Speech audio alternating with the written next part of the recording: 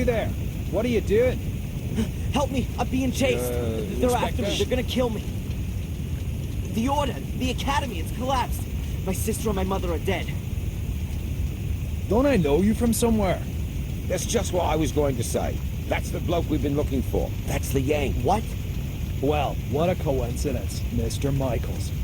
I'm arresting you on suspicion of the murder of Miss Amanda Valley. And probably for arson, too. What? No! Take him away, Constable.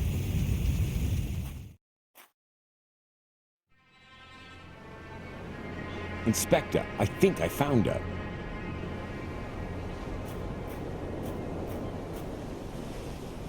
Damn!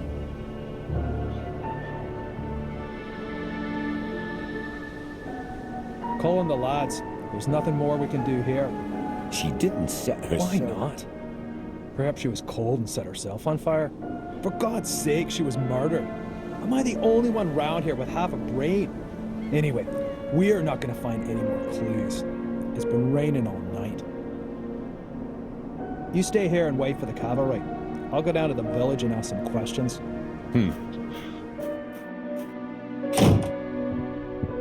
Bit early for a beer, isn't it, Inspector? I'm here on official business, Tom. It wasn't me, honest. Me brother Bobby's me witness.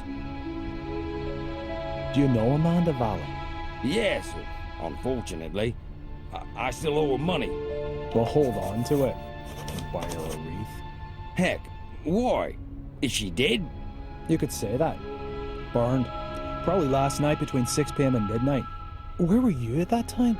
Hey, Inspector, you know I wouldn't kill anyone. Especially not over a few quid. I was out with Bobby at a theme park, Alton Towers.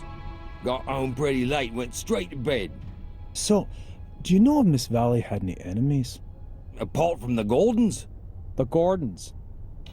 Her brother was caught up by that Samuel chap. I guess that was before your time. Since then, she's absolutely hated that family. Have you seen her flat? It's bloody mad, I tell you. Any other tips? Have you seen that Yank that's been sneaking around here recently? I'd check him out if I were you. He's the one with the blood in his hands. He was chatting with Amanda Valley in front of the pub a few days ago. He asked me about a tackle for robbing houses.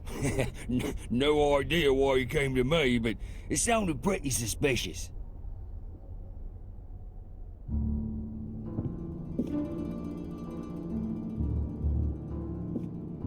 Holy, she really hadn't gotten over it.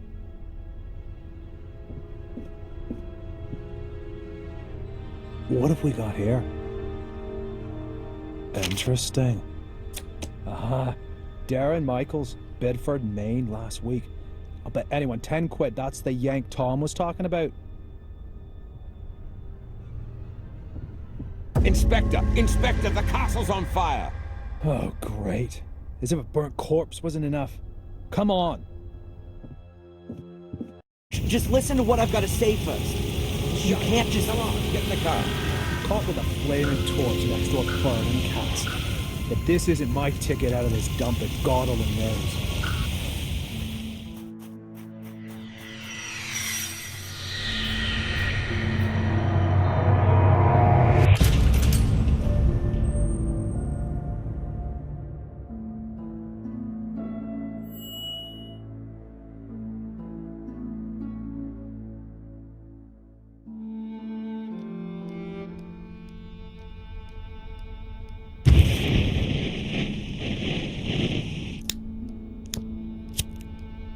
So, you fell in love with this woman? Angelina. Fell in love with Angelina, without knowing she was your sister. She lured you to England, to Black Mirror Castle, the castle of your ancestors, to use you as a key for an old ritual. That's right, isn't it? Do me a favor, and put the lighter down, all right? You said it had something to do with a curse, Adrian. You tell me. All I know is that I drizzled blood on a book and read out incomprehensible words. And then, bang, black all around me. And the next thing I can remember, there were sounds in the woods behind me getting nearer. All in all, a grade A nightmare. The ritual probably worked, and now I'm possessed by a centuries-old evil soul that wants to bend my mortal body to its purpose. You believe you're carrying a second soul? Oh, Adrian, I know that feeling well. But believe me, no one is cursed. Children always believe they're to blame for grown-up suffering. These feelings of guilt have branded themselves into your soul.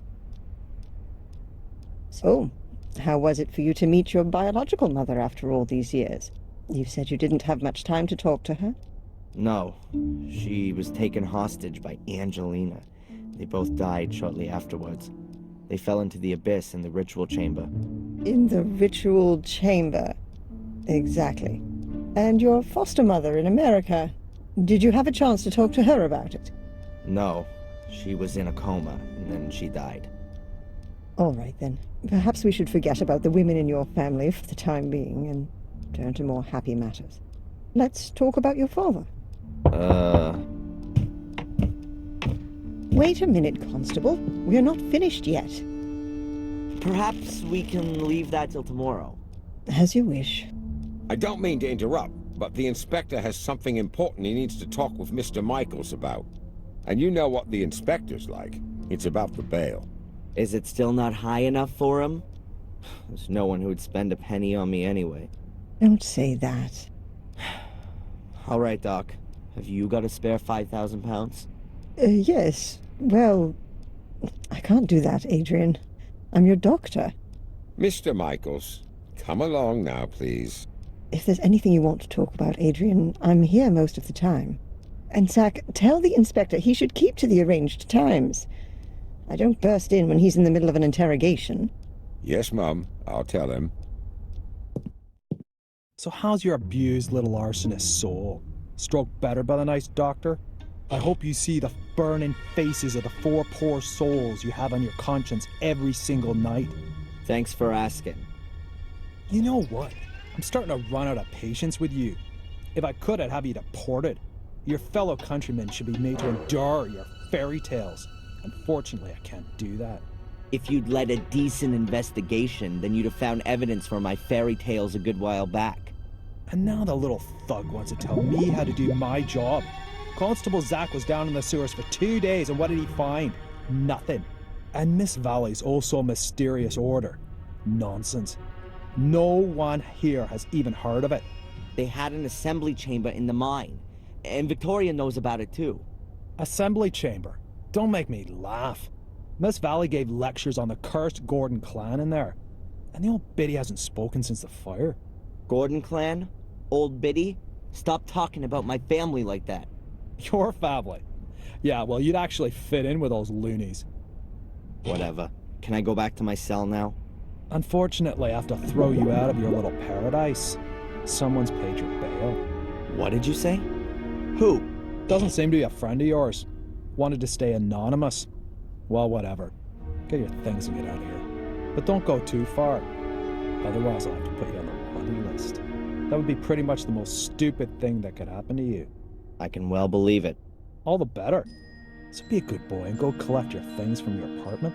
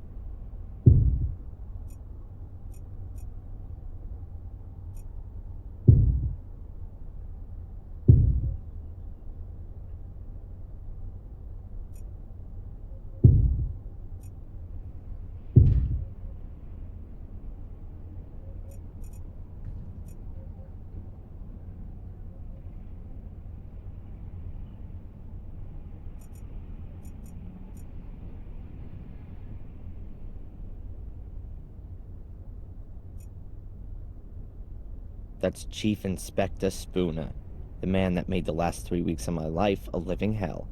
A real ray of sunshine. Constable Zach seems okay. plays by the letter of the law and all that.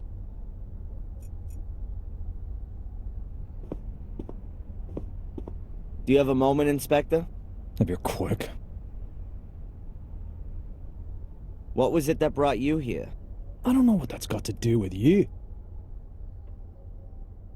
My doctor, Winterbottom. Has she been living in Willow Creek for long? She moved here 10, 12 years ago. Why? Because of the murders? Ask her yourself. And you really don't know who paid my bail? It's paid to the court, not to me. I just got a letter from them saying I should let you go. That's all for now. I'm keeping my eye on you. I want to get my personal belongings from the cell before I leave. I'm sure Spooner would just throw them in the bin otherwise. As far as I know, there's no evidence room here. Collected evidence is kept in these lockers. They're always locked.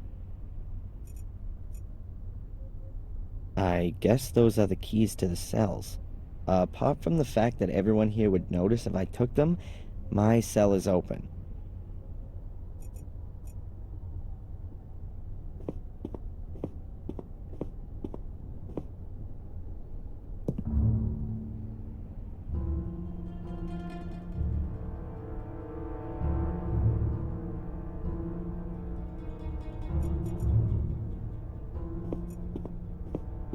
My reading material for the past 3 weeks.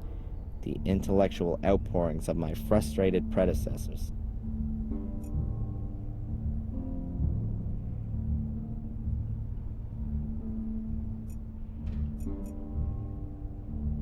Crumbling tiles. Why should the floor look any better than the rest? The wash basin, also known as the spare toilet. Would be nice if it worked.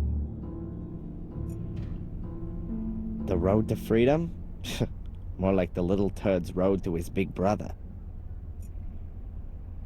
A garbage dump would be more sterile than these toilets. I've slept on this pillow in this damn uncomfortable bed for the last 3 weeks.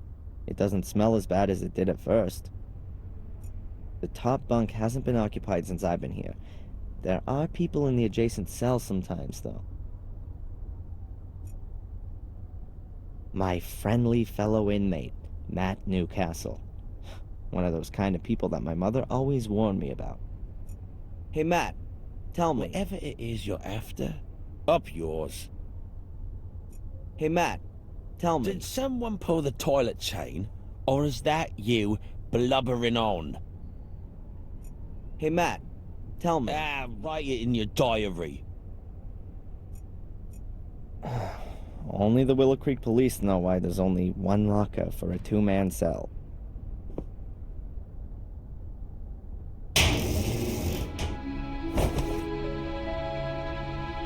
My pencil...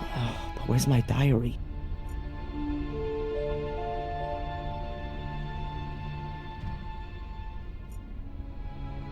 One of the few things I was allowed to take with me into my cell. No, I can't leave without my diary. Where did I put it? I can't have lost it inside the cell. The locker was open and my diary isn't inside. Damn.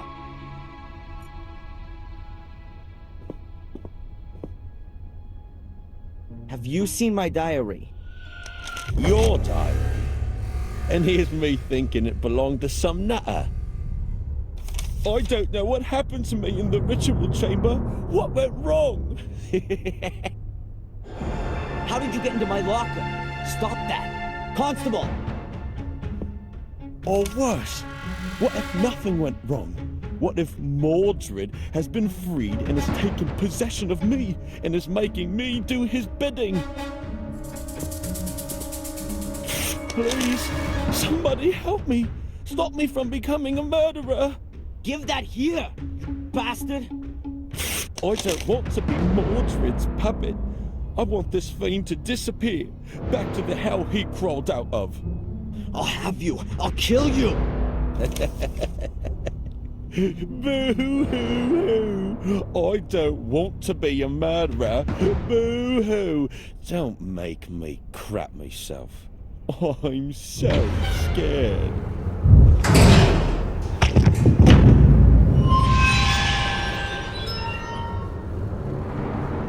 Hey, what's wrong with you? Hey, Scarface! Oh, forget it, you nutter.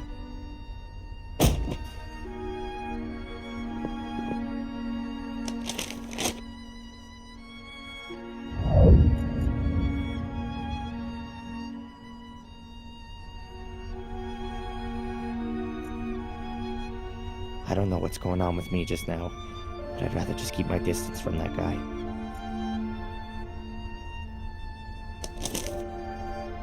That moron Matt ripped up my diary. These are the only pages I could save, and most of them are empty. Ah, sweet bird of freedom. I'm coming.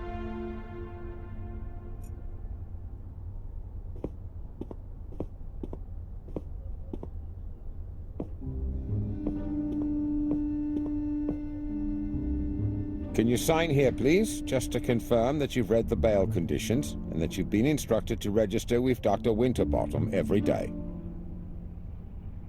This here is a declaration of your state of health at the time of your provisional release. But there's only good or very good on there. So, you're not feeling so good then? No. Well, don't forget to sign it then.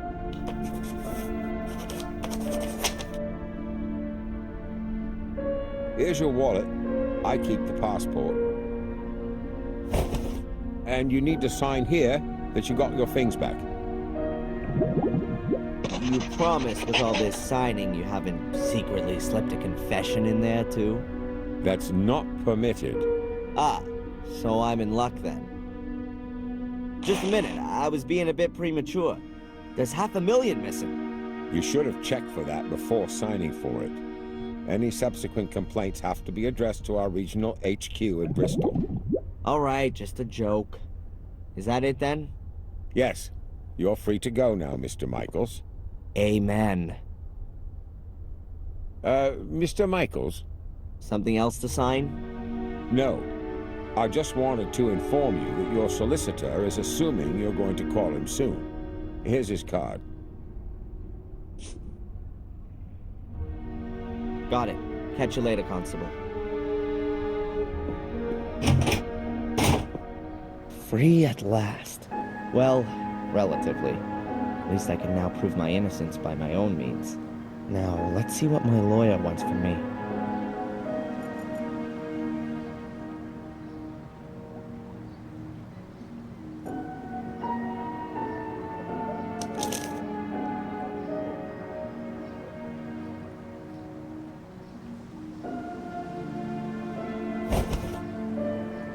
My lawyer's business card. Would never have thought I'd need one of those. A letterbox. Nothing special. Fresh vegetables. A very paltry selection. I prefer the frozen variety. You could sit and eat here. There's nothing to buy anymore, though. The sorry remains of a sorry annual fair. I don't think there's anything useful here.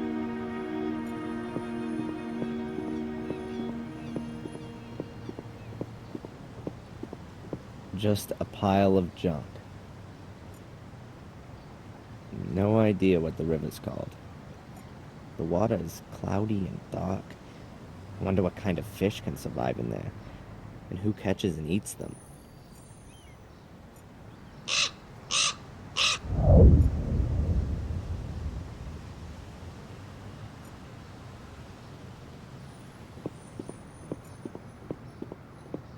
An access point to the sewer system.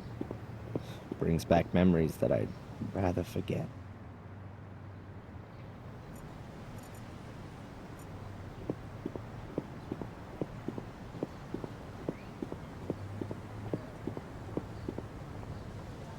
The cafe's still closed.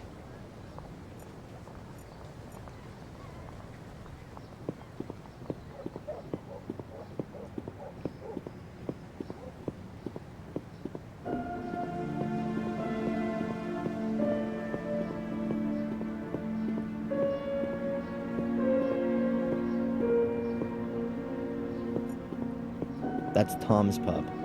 I think he's still a bit angry because I left him in the swamp. And stole his car. It says 3 kegs, probably of beer. Anyone want to buy an E? You can hardly make out what used to be written there, but I assume that nothing edible has ever been served here, at least since Tom inherited the pub. It looks like it hasn't been used for a very long time. I'm about to change that. A dry sponge full of chalk dust. How do you wipe nothing away? Murderous greetings from Willow Creek. The usual postcards and brochures.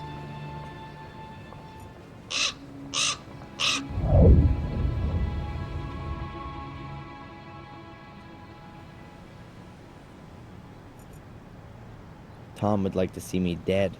At least that's the last thing he said to me. Is that Tom's underwear hanging out to dry? Nope. Cloths. They aren't particularly clean, but I wouldn't expect anything else from Tom's pub. You know? I'm glad I drank bottled beer last time I was there. The windows have colored plastic stuck on them. It's hard to make out anything. I'll only go in there again once I've got a black belt in karate. Or when the pub has a new owner.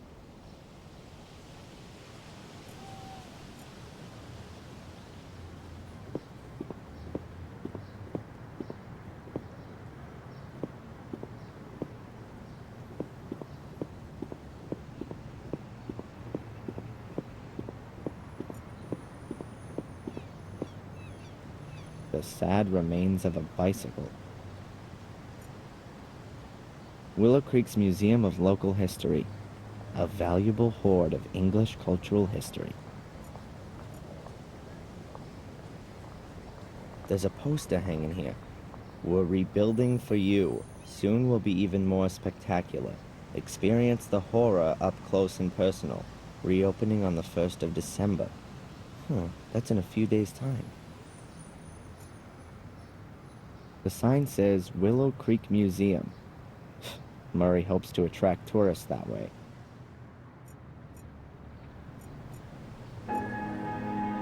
Before I go, I urgently need to call my lawyer. The phone box is in the village square.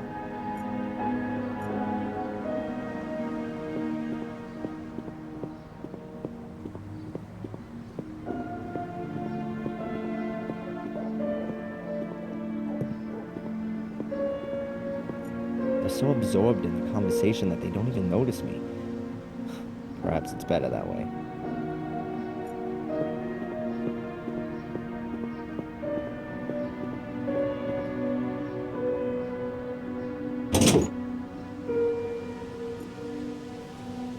A rainwater butt. There are lots of them around. You know, just in case Willow Creek suffers a drought. A huge cartwheel. Thankfully, the age when people were racked up on them has long passed. I need to call my lawyer urgently.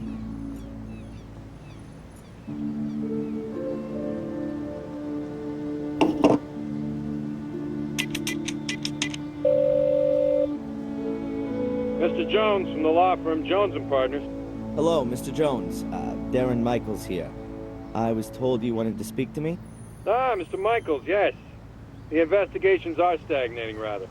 As long as there's no evidence for the allegations brought against you, you can't be charged. So that's good. On the other hand, your fellow countrymen want to step into the ring, too. The American embassy is on our backs. That's not so good.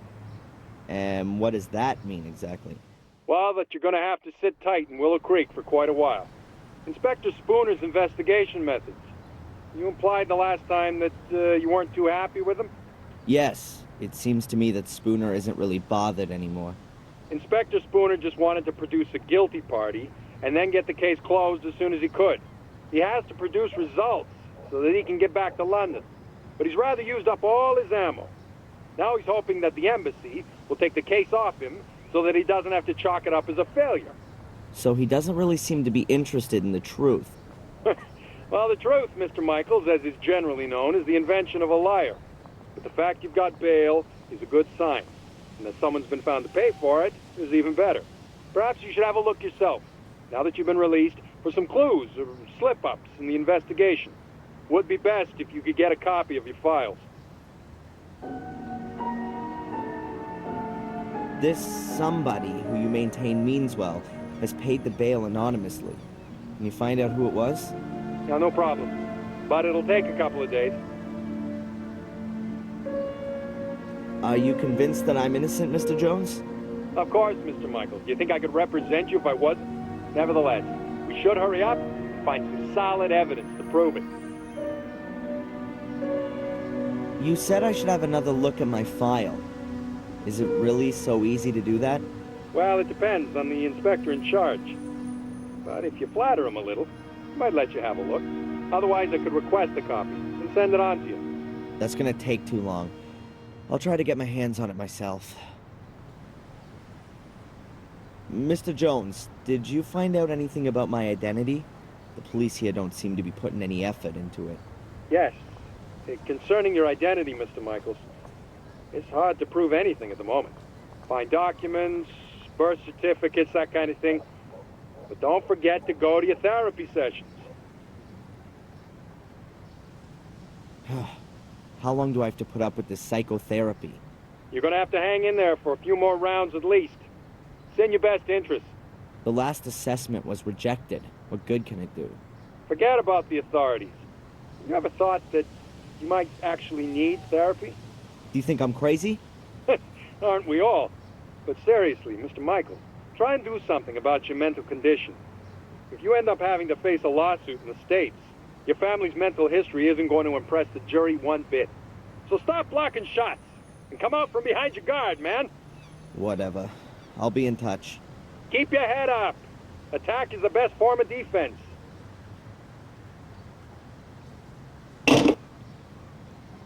Who should I call? All the people whose numbers I knew by heart are now dead.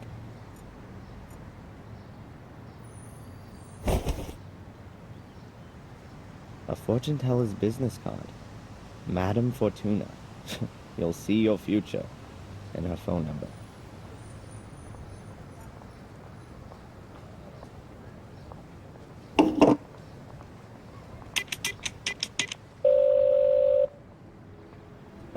Hello? Welcome to Madame Fortuna's. Yeah, hi. My name's Adrian. Stop. Speak no more, Adrian. I know why you're calling. Oh, really? You want to find out about your future. Yes. Adrian, you've come to the right place. I will read your cards for today. Pick a card. Over the phone. Say stop. Stop. I've drawn the tower. And I've put the pawn on A3. Hmm? Tarot, Adrian, not chess. There will be drastic changes to your life. I see. Death. Great. You will be ripped apart by wild beasts. Wild beasts. Huh. But Adrian, there is something you can do about it. Really? What then? Stay away from beasts. Yeah. Thanks. What a load of crap.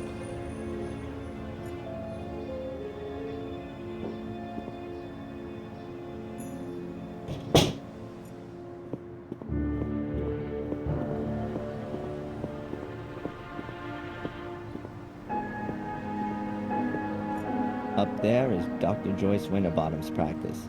It's very cozy.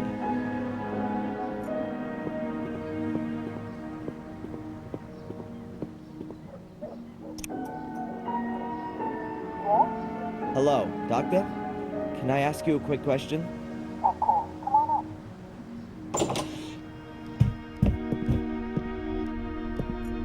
The famous psychiatrist's couch. Until now, I always thought it was a joke, but it's actually quite comfortable. A Newton's cradle. The ball passes on its momentum to the next one, which passes it on to the next until it reaches the last one, which can't pass it on any further and is kicked into the air. A simple example of kinetic energy, but its only use is to work this toy. My adoptive mother had a lamp like that. I always had fun hiding in it when I was a kid. You could hardly call this straggle of flowers a bouquet. Dr. Winterbottom's notebook. Probably very revealing. At some point she'll be able to write her memoirs with it. Dr. Winterbottom writes down a patient's dreams in the green books. But I haven't seen anyone else but me here yet. Strange. A Native American dream catcher. It's supposed to protect you from nightmares. Today's newspaper. There are probably lots of new, unbelievable revelations about the arsonist in it. Dr. Winterbottom's lighter. Quite an expensive one. I guess it was a present. Whenever I'm here, the ashtray is full. Dr. Winterbottom smokes like a chimney. Perhaps she should be in therapy.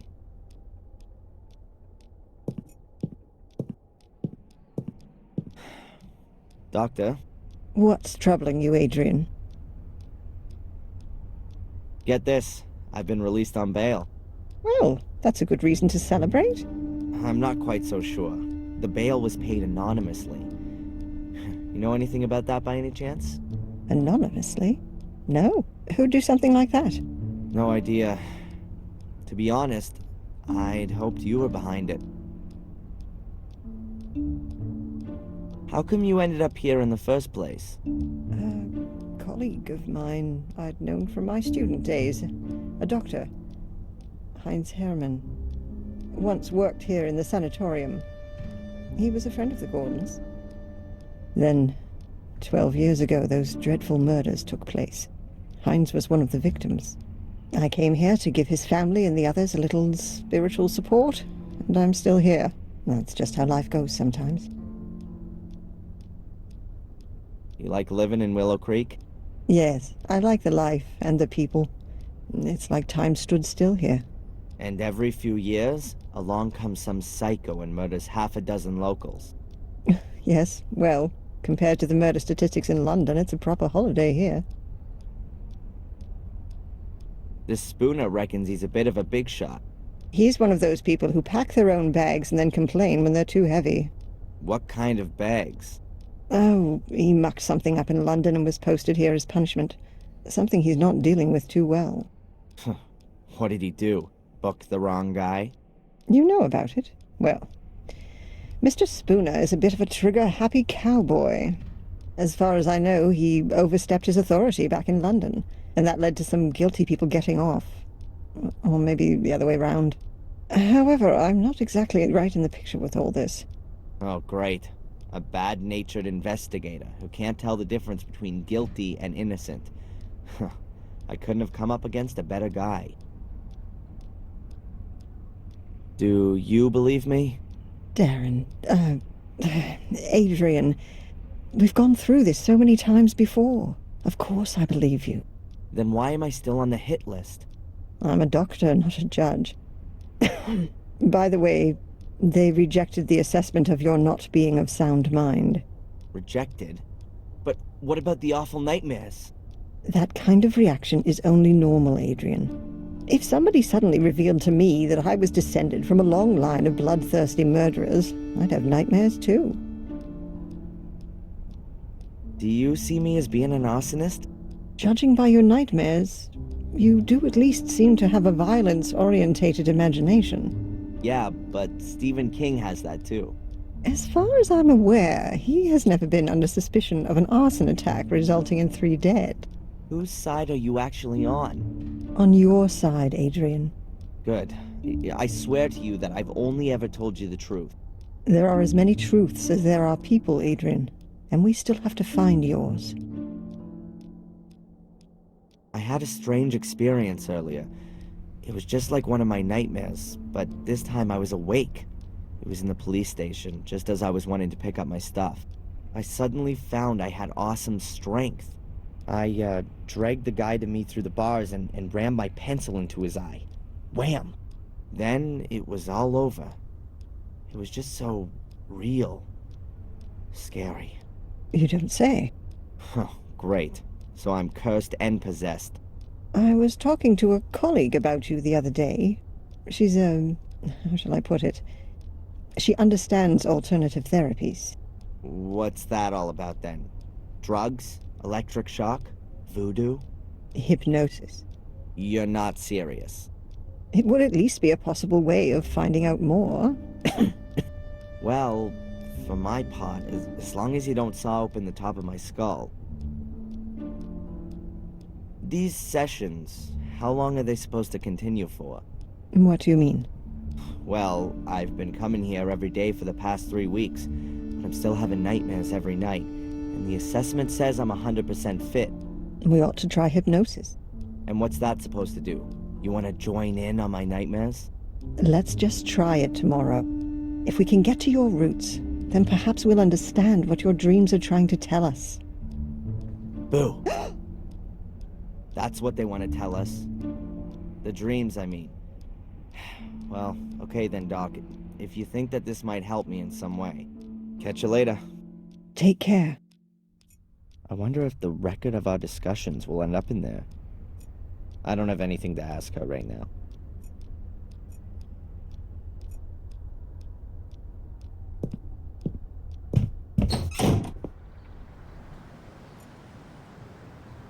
I don't want to disturb her. I'd just like to see my file before I leave the village.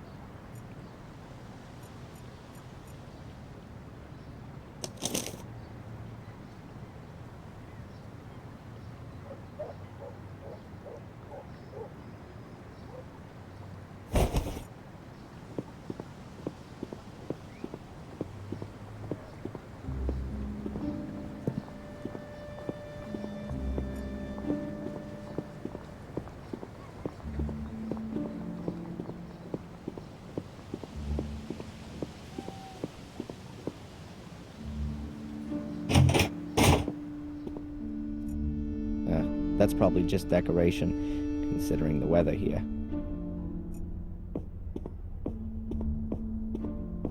Do you have a moment, Inspector? If you're quick. Have you found out anything about my ancestry? Yep, I've got a copy of Darren Michael's birth certificate here.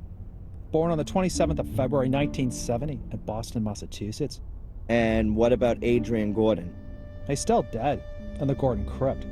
That's what it says in the death certificate signed by Dr. Heinz Herman. Cause of death, 5th degree burns. 5th degree? In other words, only his ashes are left. How convenient. This here village, Willow Creek. Are there many criminals here? Only since you turned up. Does that mean it was quieter before? Not even a little bit of shoplifting? Just normal village life. Punch-ups, rape, and drink driving. So pretty much nothing happening. The guy in the other cell. Is a paragon of virtue. What did he do? He beat up annoying little Americans. Should I let him out? All right. Why do you dislike me? I'm a cop. You're a criminal. Come on. A little bit of friendliness never hurt anyone. Miss Valley was friendly. It wasn't me! How many times do I have to tell you? Why should I want to set fire to the castle? Well, it could be because you were shipped off to America as a kid and had a miserable life there. Until you found out that you'd been taken for a ride your whole life. Then you came back to England to take revenge on your family. What a load of crap. So you finally admit it. It's all total bollocks. That's exactly why you have to see Dr. Winterbottom. And I'm gonna make sure that there are a lot more doctors taking care of you all day for the rest of your life. I can tell you why it was you. Because you're bloody mad. A nutter. You're obsessed with being a Gordon. A descendant of a murderous clan. It's some kind of justification for your irrational desire to burn and set fire to things. You pyromaniac. It was Lewis. Damn you. Oh yeah, the gardener. Then find him. He's disappeared without a trace since you've been here. Have you got him weighing on your conscience too? Spit it out. That's all for now. I'm keeping my eye on you. The police archive. There aren't very many files, but lots of them are labeled Gordon. Can I disturb you for a minute? No? Do you have a moment, Inspector? If you're quick. Can I have a look at my file? Why? Have you forgotten something you've done? Apart from the fact that it wasn't me? No, you can't have a look. Could you make me a copy of it then? Of course not. That's a police file. What about your partner? He seems really busy. Zach. He's not my partner, he's my constable. And yes, he's got lots to do, so don't disturb him. That's all for now. I'm keeping my eye on you. Constable Zach seems okay. Plays by the letter of the law and all that. Unfortunately, Spooner isn't letting me talk to him.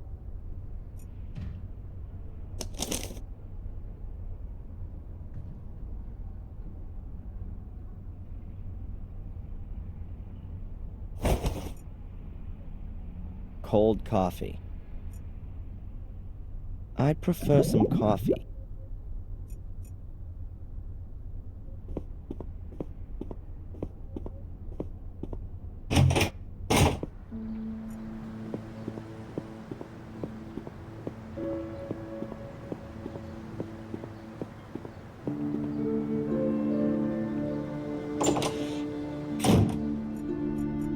Now here's something quite different. It's a nice contrast to the rest of medieval Willow Creek. Looks comfortable, unlike the chairs.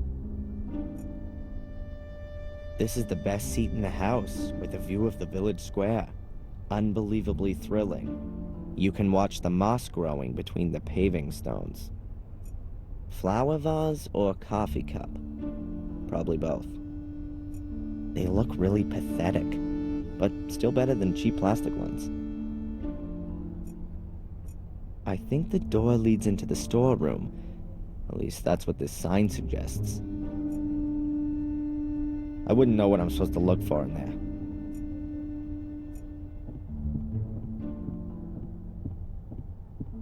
Coffee in all its guises, from mocha to Irish coffee. The list of teas is still twice as long, though. Coffee culture is spreading. Mild beans and double roasted. Is Willow Creek ready for this?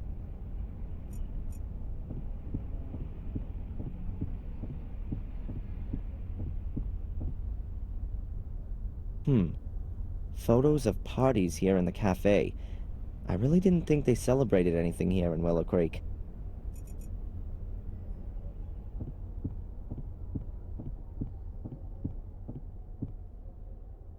Kinda weird. Lots of the people in the photos have been murdered. At last, a ray of sunshine. I was beginning to think there were only gross-looking guys with alcohol problems living in this dump. Hi, I know. I recognize you from the newspaper. And you're not gonna run away screaming? I'd have a lot of running to do if I ran away from every weirdo in this dump. You really like living here, huh? Has anything exciting happened recently? Apart from the fire at the castle? Wait a minute. Yeah, the espresso machine broke down. Has this cafe been here long? I've never noticed it before. We were closed during the fair this year.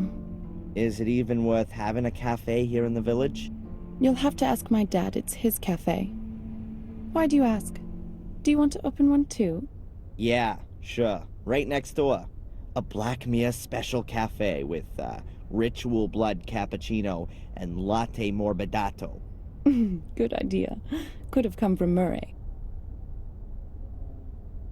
By the way, I'm Darren. or Adrian Gordon. Take your pick. I'm Denise, or the one who's got no time for insane arsonists. Take your pick. Wow. I think I prefer Denise. All right then, Darren. So, what's a young woman like you doing in a place like this? Not one for city living? Hell yeah. I'm just waiting for the right moment.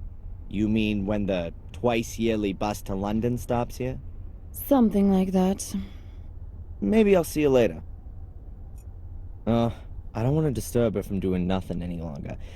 And anyway, I don't know anyone who does nothing as beautifully as Denise.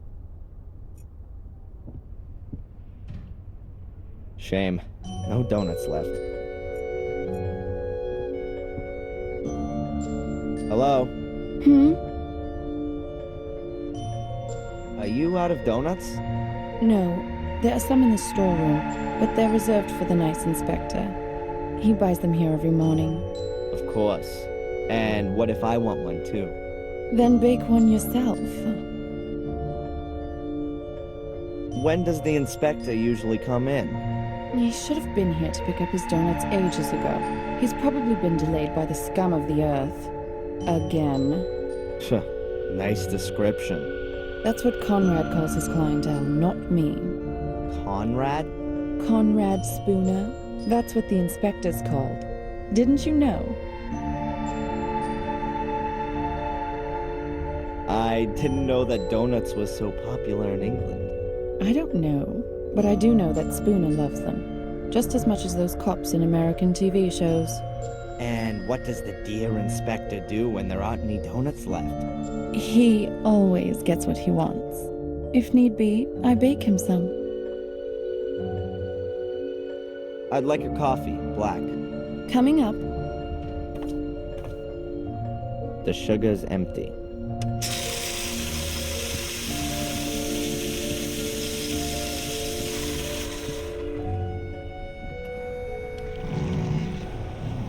Okay, I've got to come up with something that's gonna make Spooner hang out here in the cafe for a while.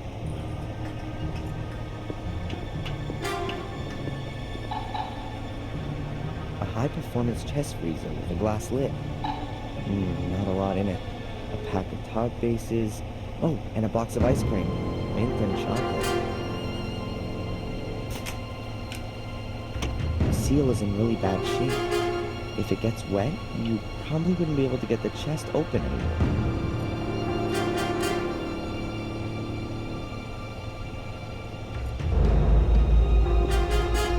It's cold enough in here.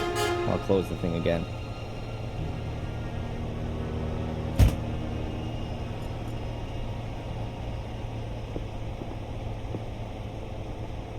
A shelf full of stock for the cafe. What have we got here? Coffee, tea, juice, milk. And a package of donuts. There are things like coffee, tea, juice, and milk on the shelf. Those have to be the donuts specially reserved for Spooner.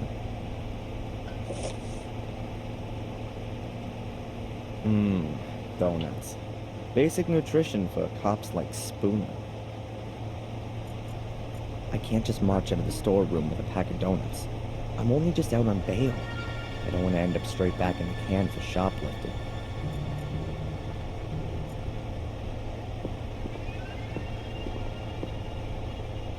If I just leave the donuts on the freezer, I may as well leave them on the shelf.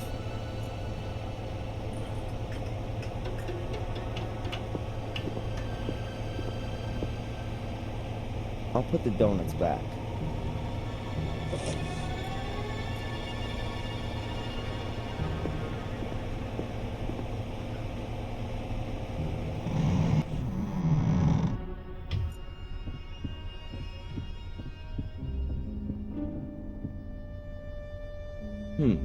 If the inspector needs his donuts every morning, and there weren't any to be had, then he would be sure to be out of his office for a while.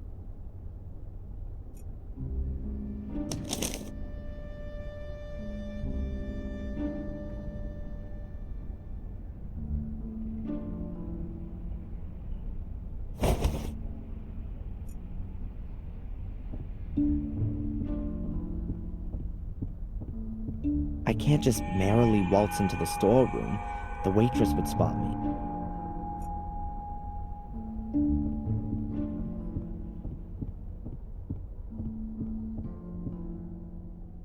Hello? Hmm? I'll have another coffee, please. It's on the bar. It's cold. Can I get a new one? Sure. She's busy right now.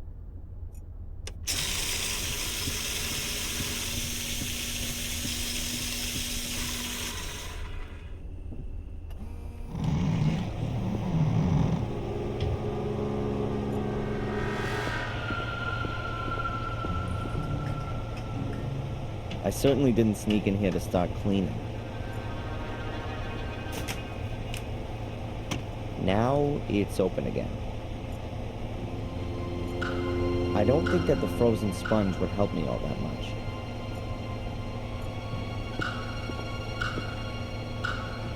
A wash bucket filled with, dirty water.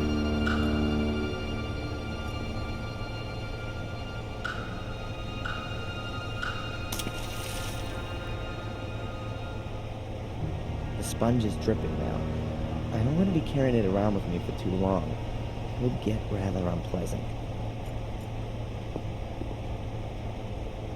I'll put the pack back.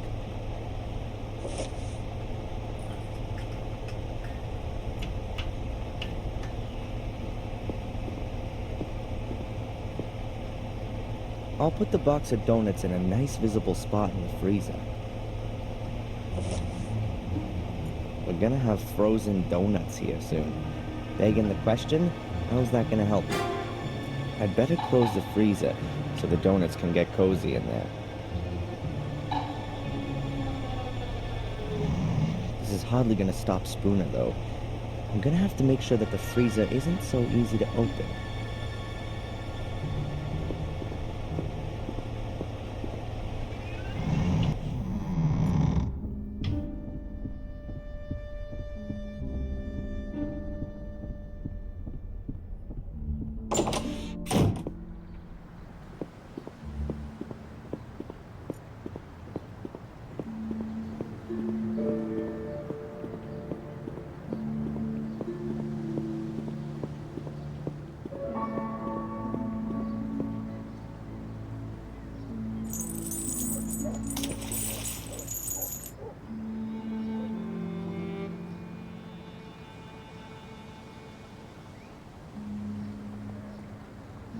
My dry sponge is now a wet sponge.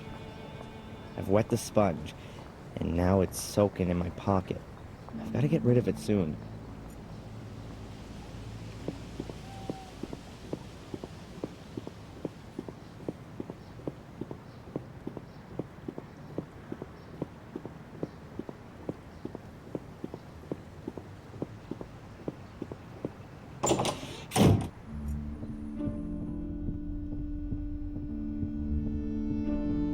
Hello?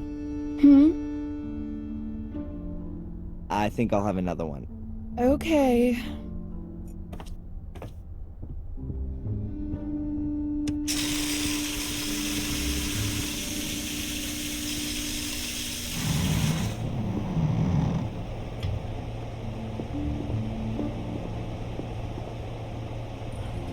If I leave the wet sponge on the lid, I'm sure it would freeze onto it. It'd be a fascinating exercise, but not really all that helpful. Now it's open again. I'll wet the ceiling rubbers with the wet sponge.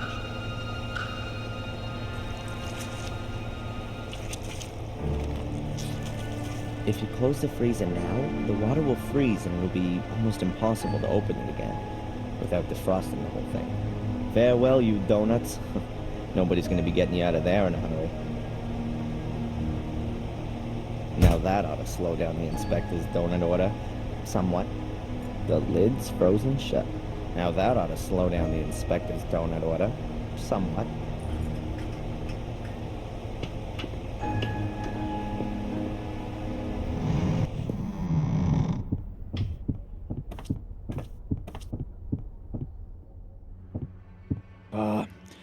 Another one of these flat days today. Could really do with something to lift me up a little. Edward could come along at any time. Better if we wait till this evening. Son Edward. Give me a couple of donuts at least. Yeah, sure. I'll get you some.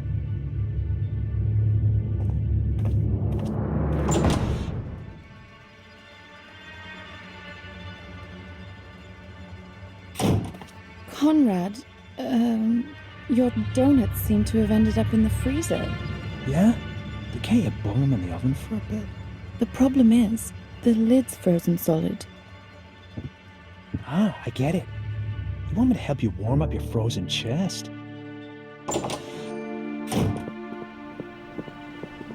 I think those two are gonna be busy for a while.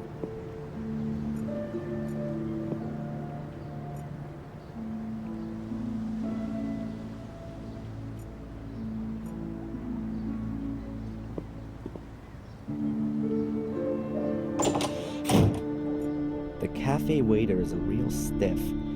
Maybe he's just swallowed something rather nasty? Oh, I'll just ask him.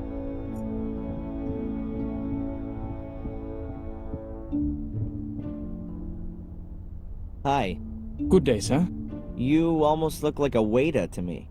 You're absolutely right, sir. My name is Edward. It's a nice cafe you've got here. Thank you, sir. I do all I can to keep it that way. Aren't cafes a bit uncommon in England? If you say so, sir. But I think this place deserves an alternative to that drunkard's dive over there. You've got lots of photos of the people of Willow Creek in here. Have you got any of the Gordons? Sorry, sir, but the Gordons do not keep company in these humble rooms. Where do they keep company then? As far as I know, they very rarely leave their estate. They used to go to church every Sunday, but it's been a long time since they've even done that. What can you tell me about Willow Creek? A quiet place. Bad for midwives, they'd find no work here, but ideal for authors, if they happen to write thrillers. Yeah, or horror stories. I'd better be going. Please do us the honor again soon, sir. I better not go in there right now, or Denise will bar me from the place.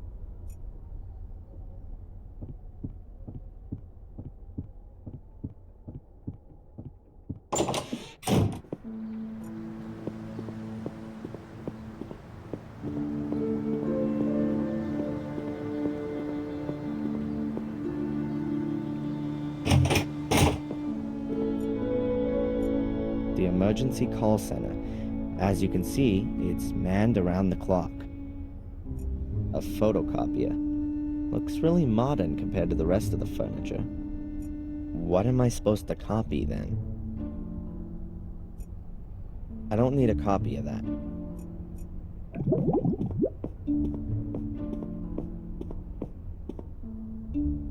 Can I ask you something briefly?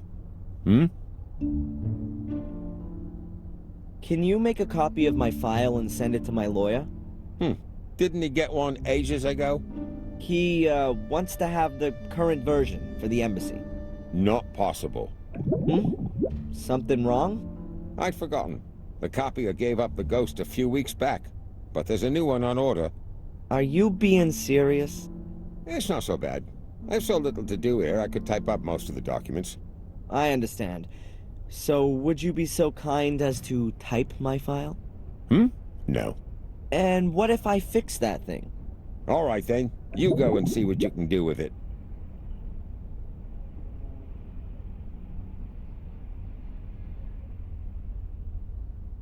Goodbye, Constable.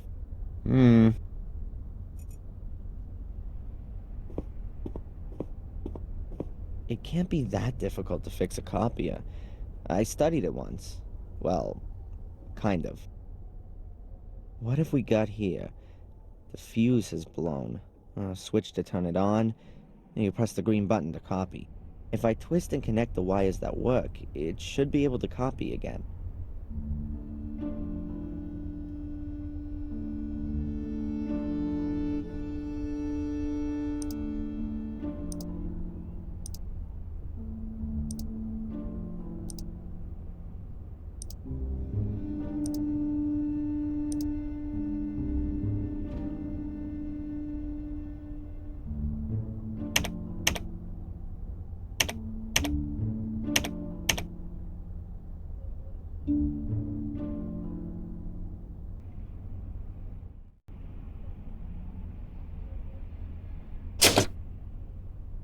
That should do it.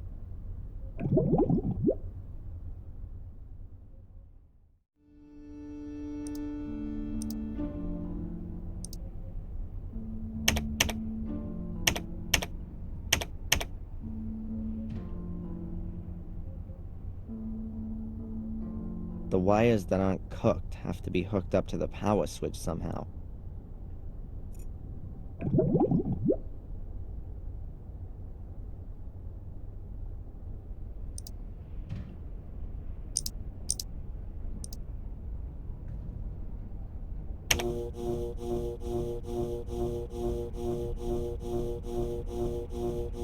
The fuse is blown, but I can bypass that. Now, we just have to get the working data cables to fit.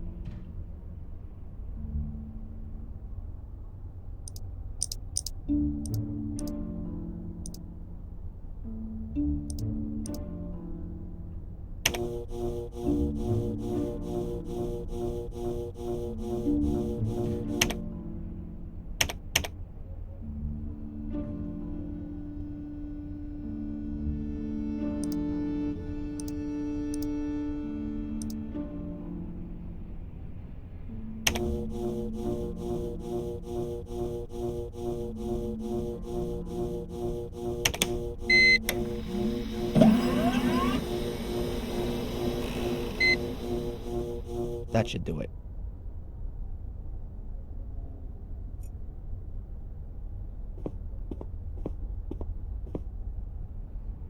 Can I ask you something briefly? Hmm? The copier's working again. Hmm? Now can you copy my file? Sure. Then I'll send the copy to your lawyer. The copy of your file? Then I can send it myself. The inspector insists that no files can leave the building without authorization. I see. Damn. Constable, Mm-hmm. when does the mail go? My lawyer needs the file as soon as possible. I'll post it later on. It ought to be collected this afternoon. Thanks. Spooner, your inspector, is he always so nice? I don't know. He was in the homicide department in London until half a year ago. Then, he got redeployed here as a punishment. That explains a lot. Since then, he's tried everything to get back out of here. He locks people up for the smallest of misdemeanors. Good for the statistics, you see. And you can't do anything about it? What does a bear do about the winter?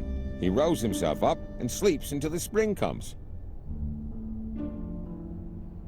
How involved were you in the investigation of my case?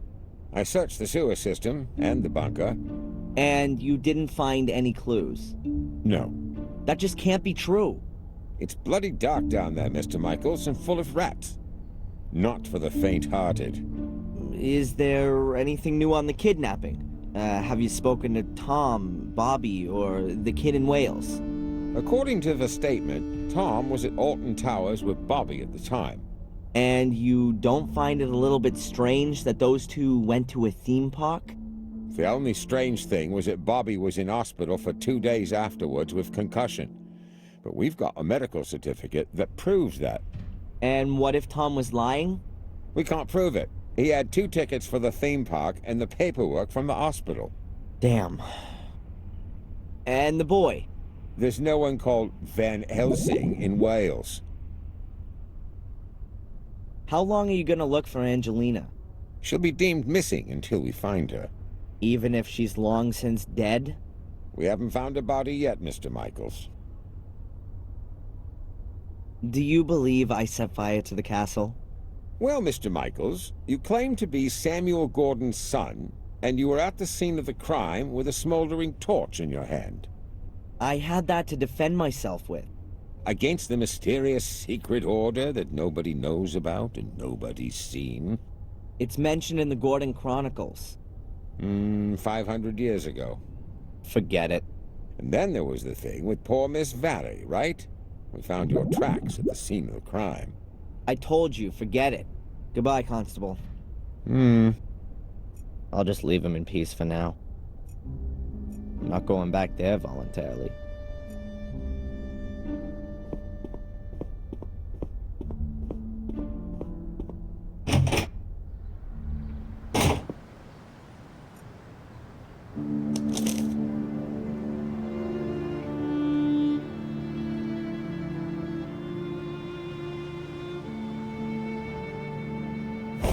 Okay, this is my last chance to get my hands on the file.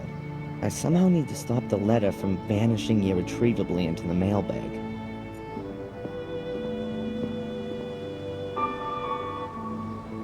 The mailbag is stretched over a kind of hanger. I could lay something over it so that the letter doesn't fall into the bag.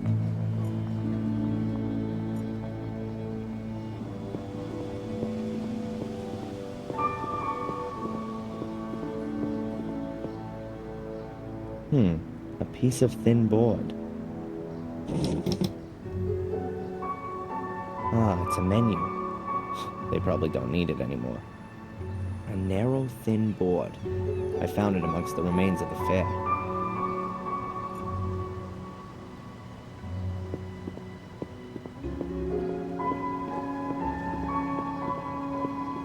The board is just the right size.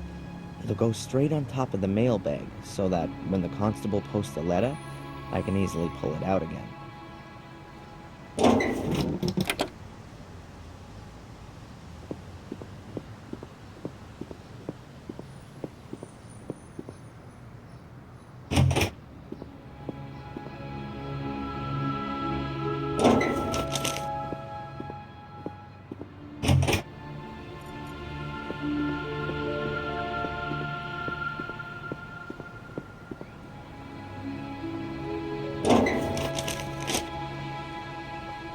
It worked.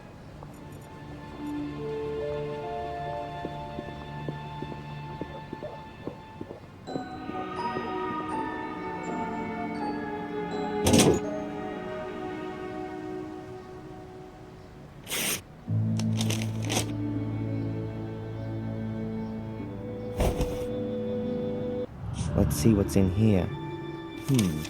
Friday afternoon, 12:30. Oh, they must have discovered the body then.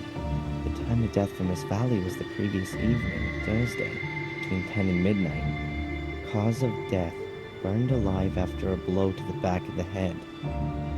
Grim. Witness interviews. Well, let's see. Not important. Saw nothing. It continues. Friday, 1837. Emergency services called out. At that time, I was in the ruins of the old academy with Angelina, Lewis, and my mother. Then, Saturday, 12:06 a.m. Fire under control. At that time, I was running from the ruins in the direction of the castle. 3 bodies were retrieved. Lady Eleanor Gordon, Edward Bartholomew Bates, the butler, and Sally Wood, the cook. 1 survivor, Lady Victoria Gordon, suffering from severe smoke inhalation. Also on Saturday morning, 12:12 a.m., Darren Michaels arrested on suspicion of arson and murder of Miss Valley. Witness interviews on the subject unproductive, and Lady Victoria Gordon could not as yet be questioned. She remains in shock. After a 2-week period of hospitalization, was discharged of her own wishes to continue medical supervision at home.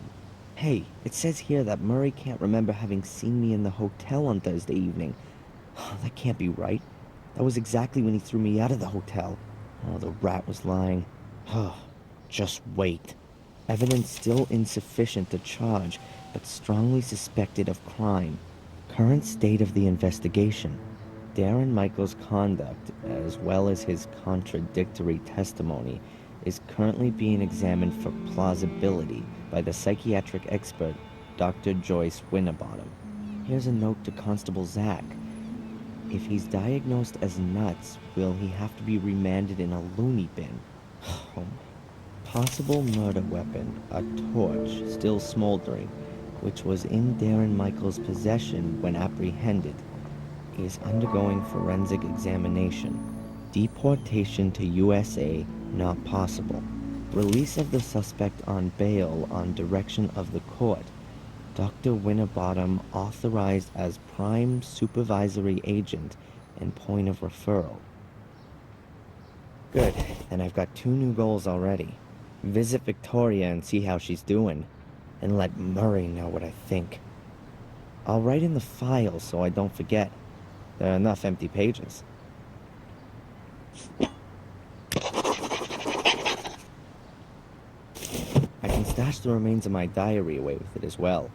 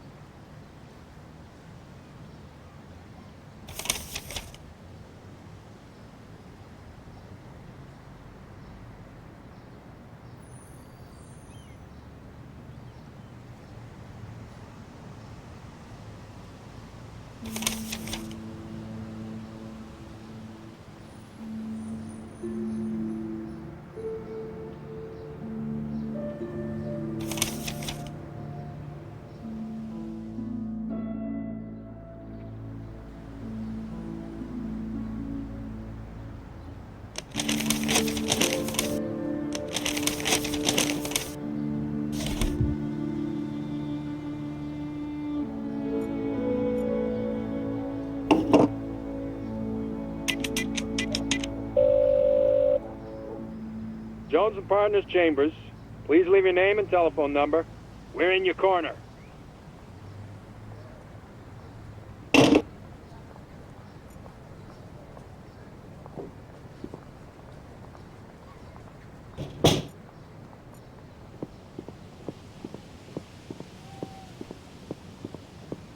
A barrel? It says Willow Creek Corner Shop on it.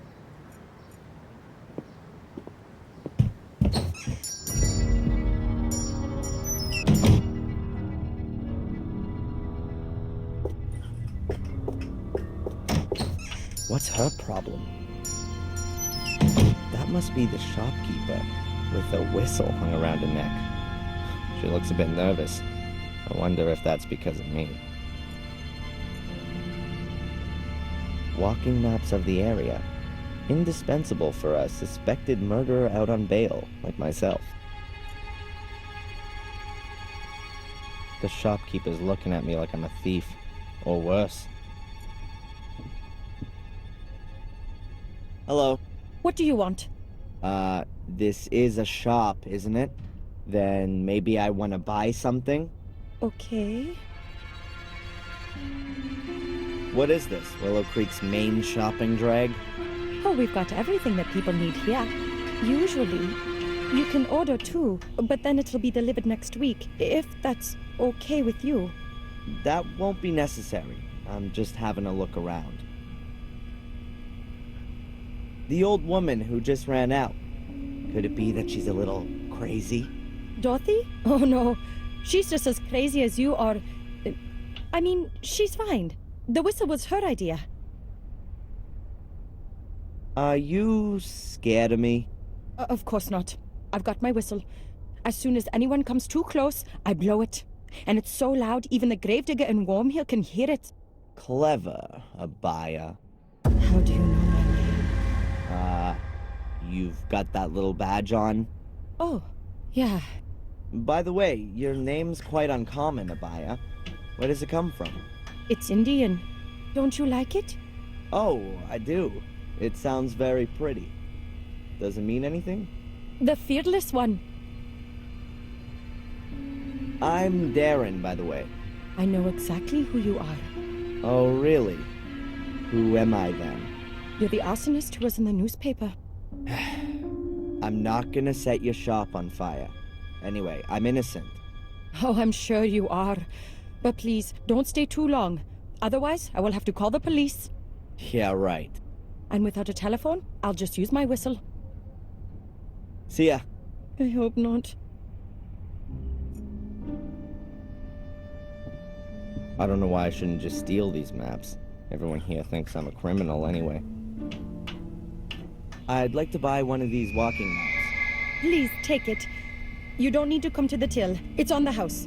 Oh. Thank you very much.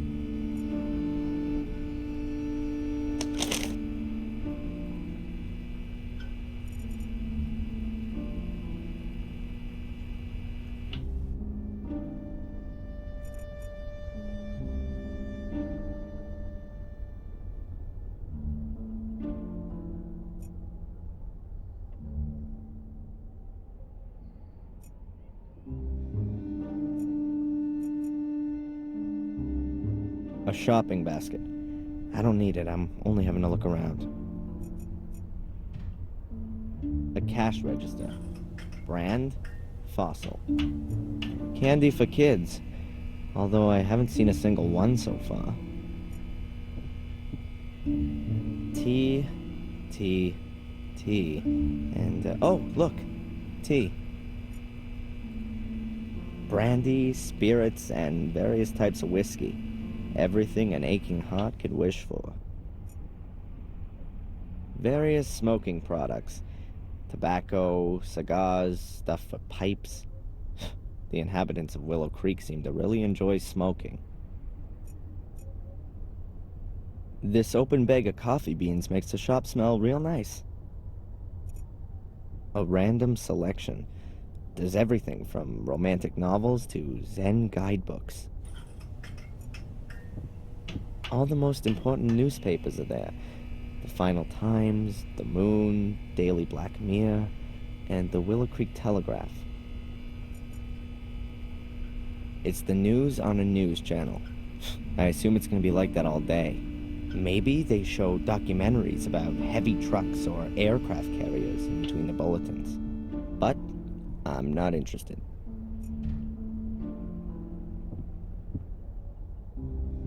The latest prices of apples, bread, and milk are written on this big board.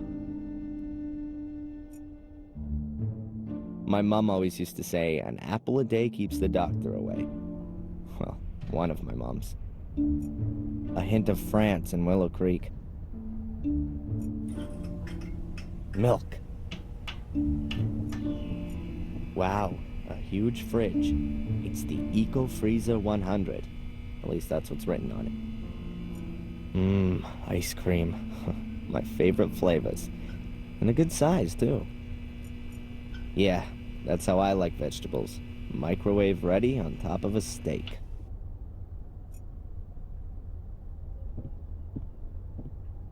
That'll have gherkins in it. Instant porridge, soup in packets, and masses of powdered pudding. The infamous English cuisine at a glance.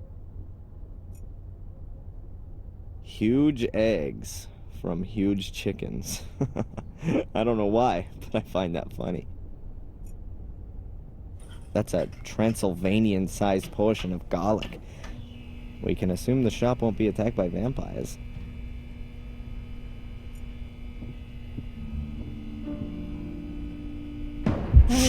I hope you only want to cut up veggies with that. Sir?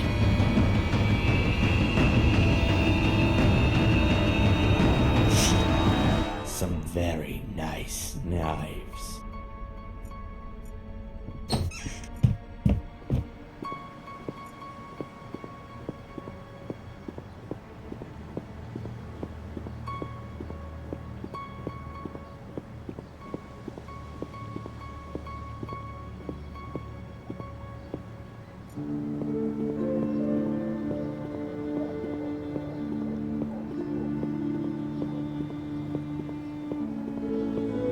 let's see what Murray's got to say in his defense.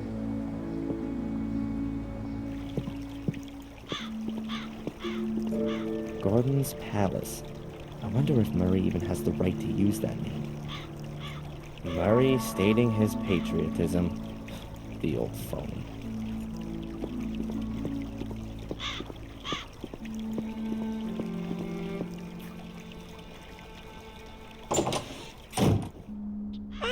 Mr. Michaels! Welcome back to Gordon's Palace. We missed you here. How's that? The last time we saw each other was Thursday, 3 weeks ago, when you threw me out of the hotel. Thrown out of the hotel? How did that happen then? The thing with the sewers, the secret entrance in Angelina's room. That ring any bells? Really? Oh yes, there was something. Ah, well, please excuse me. I did overreact a little. I hope you're not going to bear a grudge, though, Mr. Michaels. I'm very happy to make things up with you.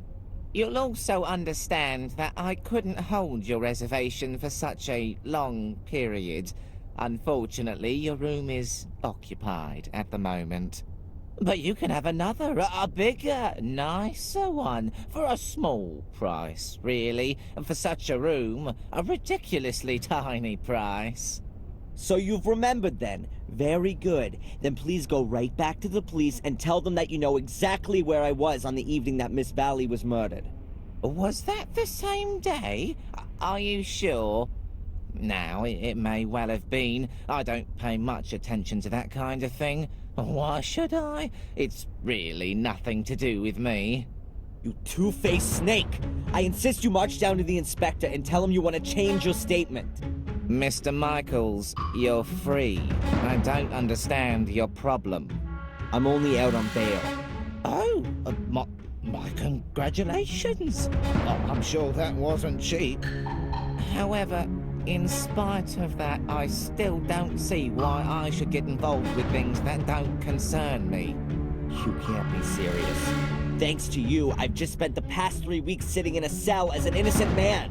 Mr. Michaels, I really am extremely sorry, but I can't fulfill your request. My own credibility would be on the line if I were to simply change my mind. Unless... Unless what? Come on, spit it out and quit playing around, you pathetic little blackmailer. Otherwise, I promise you that the murder series will continue. Here and now. No. Admittedly, I'd be the last one who's standing in your way. A man's gotta do what a man's gotta do, isn't that so? All the same, I would like a photo of you. Nothing sensational. Maybe somewhere in the woods with a knife in your hand. So they can send me straight into the madhouse. No way. Okay, think about it. A watertight alibi for a tiny little amusing photo. It's not a bad exchange. You are one nasty dirtbag, Murray. You know that? I'll even give you a camera to take it with. My best one. Yeah. Does it still work using a lever? It's a collector's piece. One of the first instant film cameras on the European market. An SX-70. And still in great condition, too. 15 years ago, a very well-groomed gentleman handed it over to me as a deposit in my pawn shop.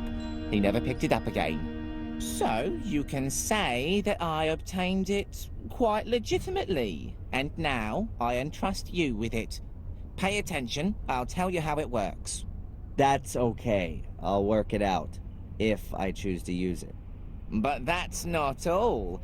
I've got another present for you. Here, a brand new rucksack.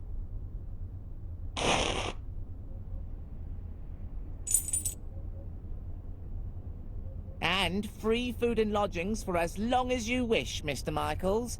Accept it as a peace offering, and reparations for the trouble with the statement. You really are a few cards short of a full deck. Mr. Michaels, wait! What do you want now? Forget the woods.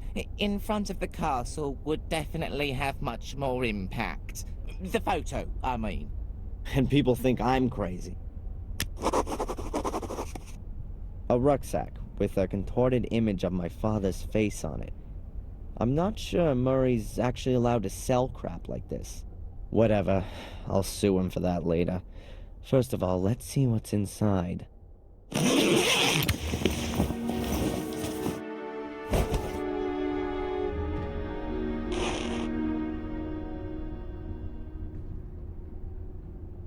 Plastic soul key, check. Batteries, none. Murray tight ass, check. One of Murray's merchandise articles. A blood-splattered plastic knife. Great for Halloween, especially in combination with a Samuel Gordon mask. A lighter with Samuel's face on it. I could probably laugh about it if it wasn't my own father. Empty. I don't think I still need the rucksack.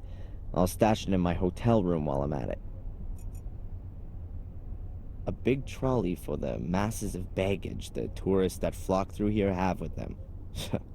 Murray always did have a bit of a tendency towards delusions of grandeur. Murray, my favorite hotelier. Obliging, helpful, polite, and always on the lookout to maximize his profits on the back of crime. This is information about all the attractions Willow Creek has to offer. The Murder Museum, the crime scene route including a flying visit to the pub, and a group photo in front of the castle. I don't really want to know anymore. Huh. Blackmere Castle in poster format. I wonder who would hang this kind of thing above their bed.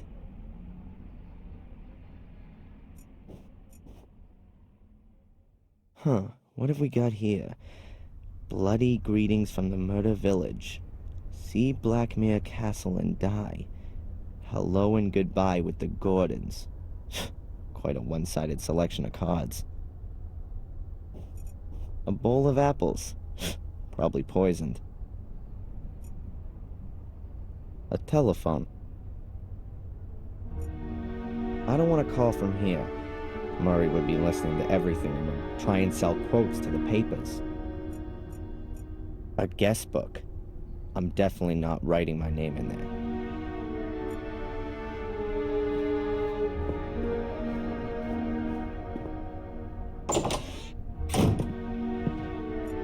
Lifted clean off its hinges. They were probably broken. Back there's just a little sitting area. 2 armchairs, a table, a shelf with books. Boring. My hotel key. Wow, I've got room number 2 this time.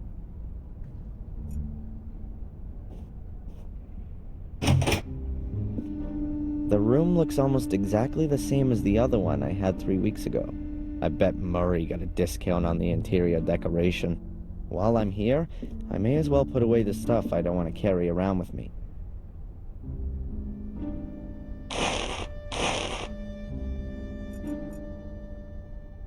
The only thing I brought with me from Boston is a jacket, and I keep that on day and night. This thing is completely useless to me. An antiquated thing for antiquated backsides. They've covered up the ugly gray carpet with an even uglier beige carpet. Great idea. A couple of standard pictures from a catalog hanging on the otherwise bare wall. Views of Willow Creek. At least it's better than portraits of my bloodthirsty relatives.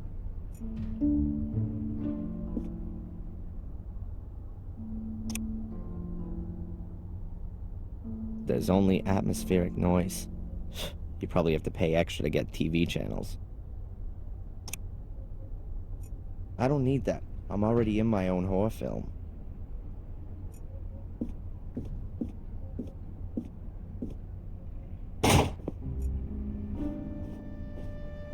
The floor plan of the hotel. All of the rooms are drawn on it. Huh, Murray's office is right next to my room.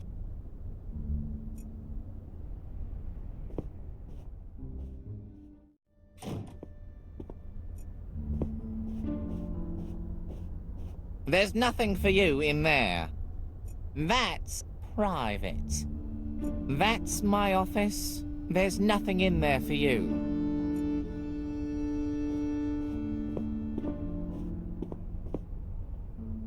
Hi, Murray. Oh, the esteemed Mr. Michaels. What's on your mind? So, anything exciting happen? You mean, apart from Miss Valley's murder and the castle burning down and 3 people losing their lives? Well, the fair's finished. In its place, we now have a new exhibition in the Willow Creek Museum of Modern Murder. It's opening in a few days. Oh, you should definitely see that. It's worth it. Oh yeah. For you? Most definitely. But you know I had nothing to do with the fire, don't you? Yes, well, according to the papers... Yeah, the British tabloid press is world-renowned for its believability. Well, of course, they don't always have the whole truth in there, but the headlines do help me to keep the hotel going. In this case, at my expense. This photo of me that you've pictured. Only a small favor. A tiny exertion on your part. Nothing huge. You just have to smear yourself with a little blood and swing a knife about. In a scary sort of way, of course. Well, naturally. Oh, and best naked under a full moon by the lighthouse, yeah? You're the pro. I trust your aesthetic sense completely. Who's guaranteeing that you won't immediately run to the cops with it? And what would I get out of that? You're judging me completely wrongly. Anyway, anyone would see that it's completely staged. I don't want anything authentic, rather something somewhat stylized, like for a movie poster. You want to make a poster out of it? I'm thinking more of a life-sized cardboard figure for the hotel entrance. If you wouldn't have anything against that. Do what you want. Just make sure you change your statement at the police station. Understood. Do you know the inspector, Mr. Spooner? Oh yes, I certainly do.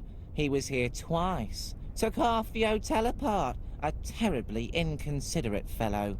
But good for business, too. How often, as a tourist, do you have the chance to see this kind of an investigation firsthand? Unfortunately, he confiscated all of your and Miss Angelina's personal effects. Means I can only display replicas in the museum. What bad luck. See you, Murray. Back to work. I wouldn't know why I'd want to start a conversation with that idiot.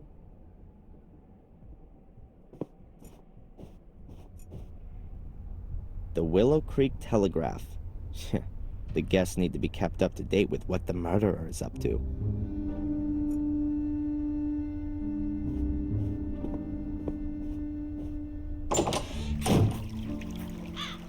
Definitely not drinking water. Wasting water like that wouldn't really be Murray's style. Well, I guess it's rainwater that's pumped up again and again.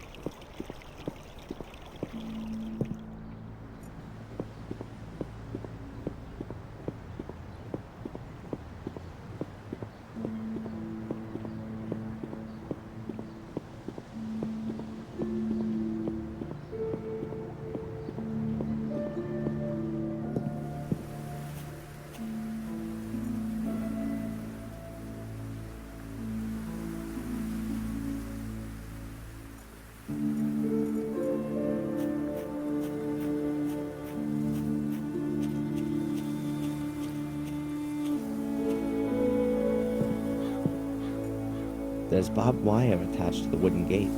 Someone's got something against unwanted visitors. A locked gate made of rotten planks. The barbed wire and the sign are nailed to the gate. That means you can open or close it from the other side without touching the barbed wire. That's actually a no parking sign, but I guess in this context it means stay out. All the warnings, the barbed wire, that has to make this path incredibly interesting. I'd really like to know what's behind all that. That's barbed wire. It was invented to block foot soldiers. Once you get caught up in it, the barbs rip dozens of cuts into your body. The more you try to free yourself, the worse it gets. And slowly but surely you bleed to death. I'm not gonna risk it. Wow, these are real thick wires. No. I don't feel like getting barbed wire wrapped around my legs.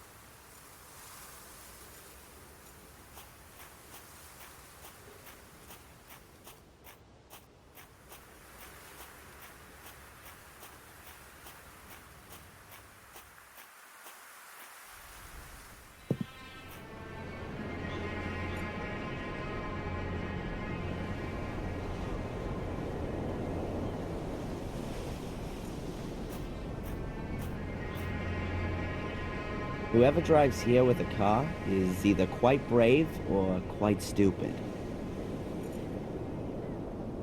An old, abandoned lighthouse. It must have collapsed many years ago. The spiral staircase is completely decayed. The lighthouse hasn't been used for ages.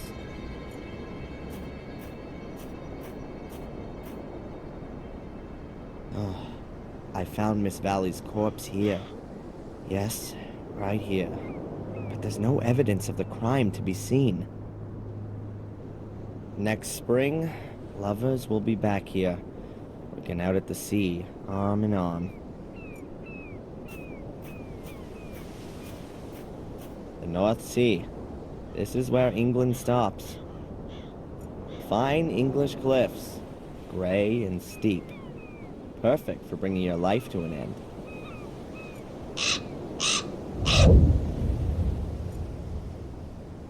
An English sky that no travel brochure could ever do justice to.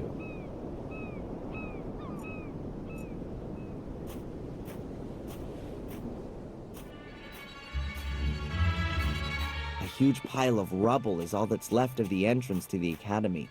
I can consider myself lucky that I got out of there in one piece. The shed has also been destroyed. Now it's even uninhabitable for Ralph.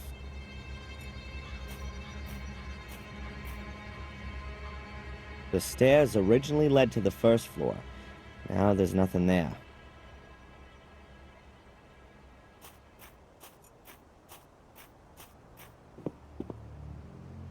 Half of a huge archway. The academy must have been an impressive building.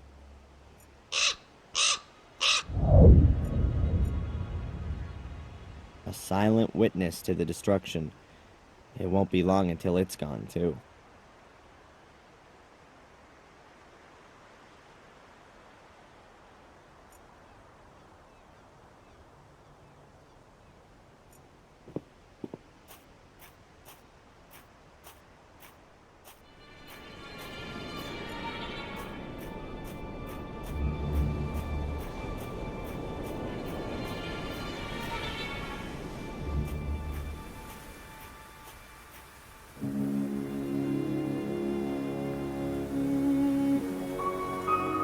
Aimlessly wander through the woods?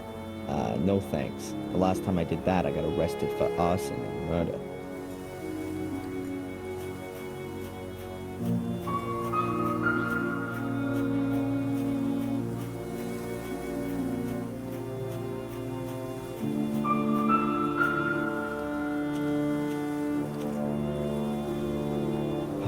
The cold pierces through your buttonholes and right down to your bones. Winter's just around the corner. In a few weeks, the last of the trees will be bare. I've no idea where that path leads. Before I get myself lost in the woods, I'd rather stay on the road.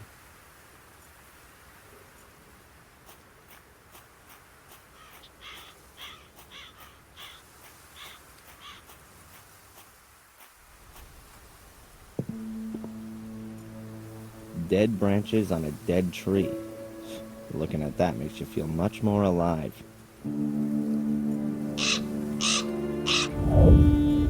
First it was on the tree, and now it's on the ground.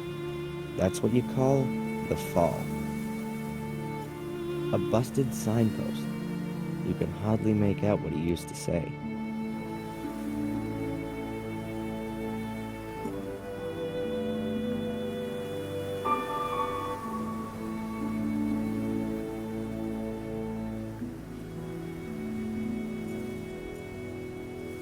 That's the road to Warmhill, Willow Creek's neighboring village. Well, village is a little bit of an exaggeration, but at least there's a church there. I don't want to walk there, though. Well, I have no reason to.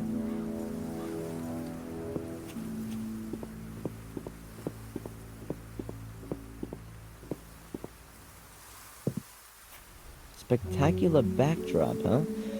But as I'm already here, I ought to look in on Lady Victoria and ask how she's doing. Is it just me, or has nature taken its course at an amazing rate here over the last few weeks? A huge lump of stone. I'm no geologist, but it doesn't look like it grew here. It's apparently a survivor of the Bronze Age, like the things at Stonehenge. It's certainly decorative, if you like having boulders in your garden. One of 3 nymphs that guard the castle and are supposed to provide light. Old Bates used to use the nymphs as a mnemonic device. In Greek mythology, nymphs often accompany superior divinities. They were seen as the benevolent spirits of trees, grottos, or important places. Well, that's my knowledge of nymphs pretty much exhausted. Looks like a few kids have had a party here. Bates would go bananas if he could see all this. The castle looks really threatening from here. A Polaroid camera. Murray gave it to me. My good old SLR sadly never made it out of the ruins. I can't be bothered with that now. I want to go and see Lady Victoria first. The gate is locked shut.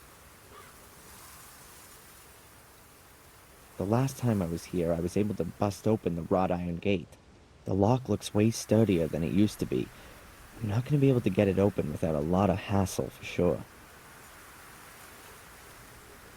An empty letterbox.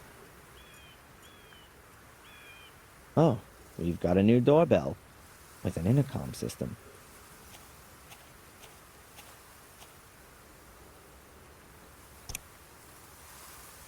Who's there? My name's Adrian Gordon. I'd like to see Lady Victoria, please. Hello?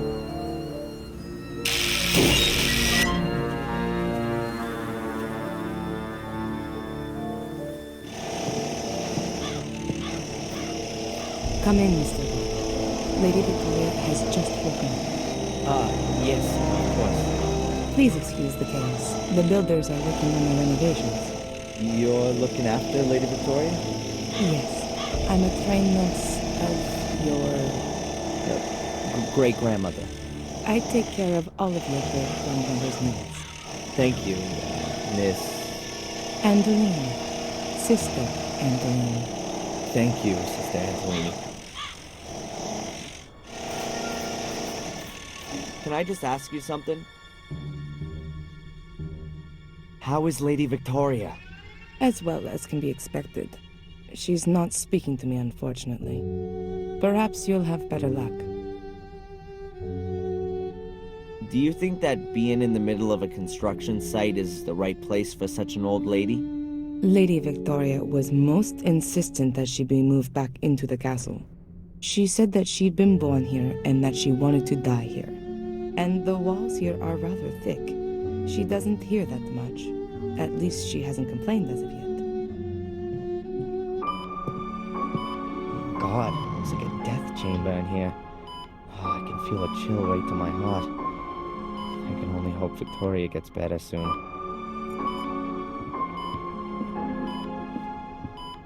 If you look out there, you might think it's deepest winter. Or has that more to do with the chill here in the room? A shelf with books, souvenirs and caskets on it. Huh, probably full of memories. A small casket. Victoria probably keeps her jewelry in it. Hairbrushes, makeup utensils, creams, Victoria's cosmetic stuff. There are lots of cupboards. Huh, this is probably Victoria's dressing room. A room screen. It's supposed to be a barrier to prying eyes. A plush stool. Like lots of things in this room, it's red. A huge oak bed. Presumably it used to be William's and Victoria's bed. William died more than 12 years ago. Huh. There's some pretty big fish being gutted in this picture. It's signed W. Gordon, 1921. I wonder if William painted it.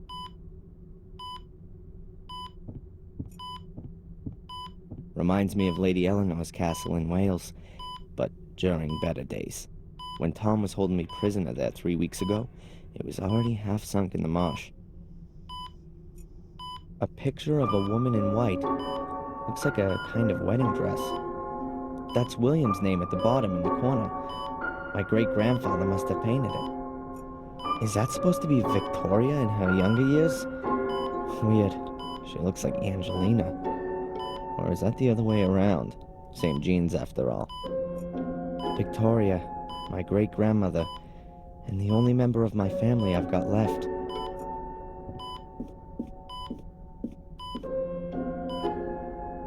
Hello, Victoria? It's me, Adrian. Victoria, are you okay? Are you being well looked after? Did you put up the bail for me?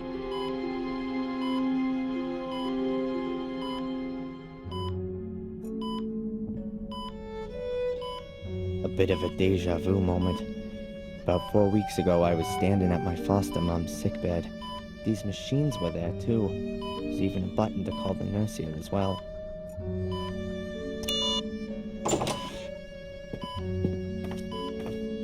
What's happened? Nothing. I hit the button by mistake. But now that you're here... Miss Antolini, Lady Victoria isn't speaking at all. Can't she talk anymore? Well, she does. I hear her sometimes through the closed door, cursing and praying. Praying, mostly. I rather believe that she doesn't want to talk anymore. After everything that's happened. Too sad. I'd hoped you could break through the misery. You're her great-grandson, Adrian, Samuel's son, aren't you? Yes, I am.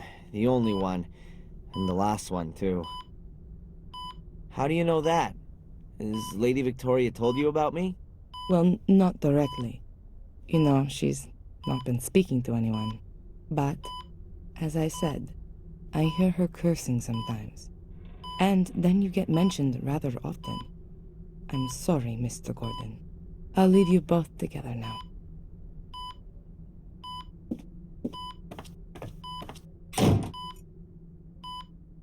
No, I'm not here to annoy the nurse. I ought to speak to Victoria. Who knows for how long I might have the chance to do that.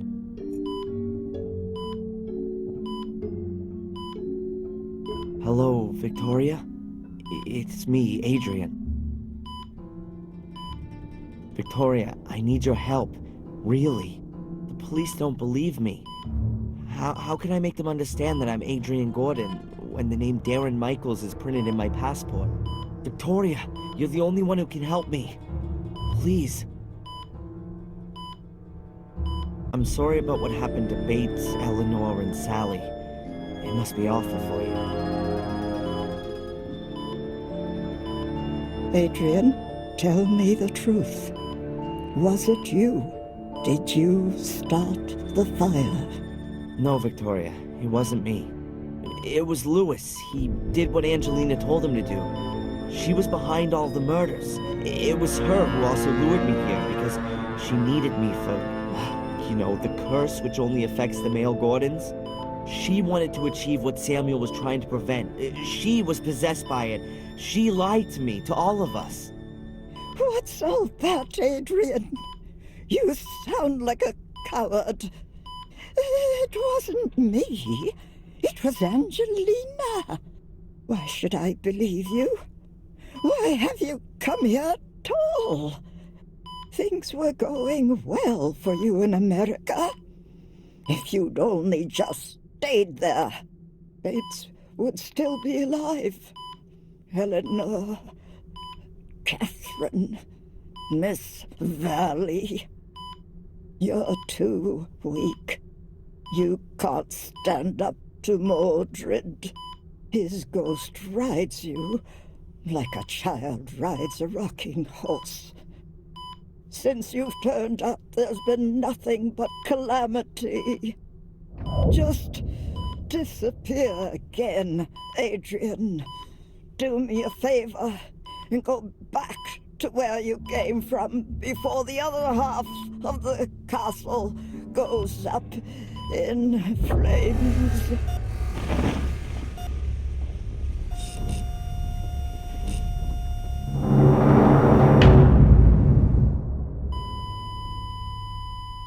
What have you done to her? Nothing at all. I've been talking with her, that's all. You'd better go now. Your great-grandmother needs peace and quiet. Yes, I'm sorry. I didn't want that. I'm sorry. Just go, please.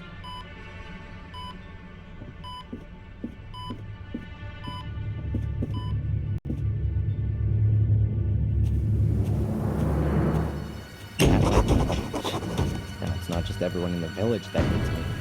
The only remaining member of my family, too. Real good job, Darren. If I wasn't already doing it, I'd be signing up for therapy right away. Nope, I'm not welcome here anymore. As long as Victoria thinks I'm a murderer, there's no point in me tonguing up here. Victoria's had me thrown out. Not a good idea to bug her again.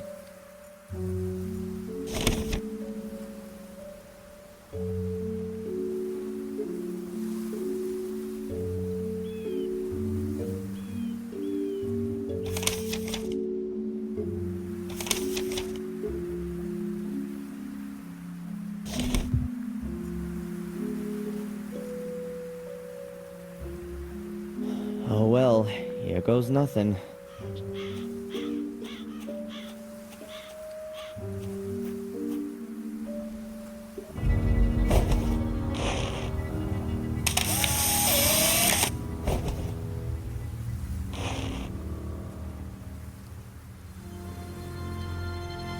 A photo of me in front of the castle. That'll have to do for Murray. I think one photo's enough.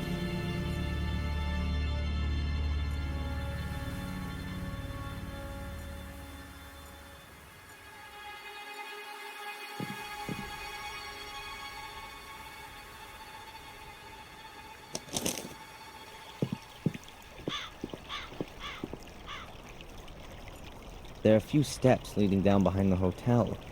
To the river, I reckon.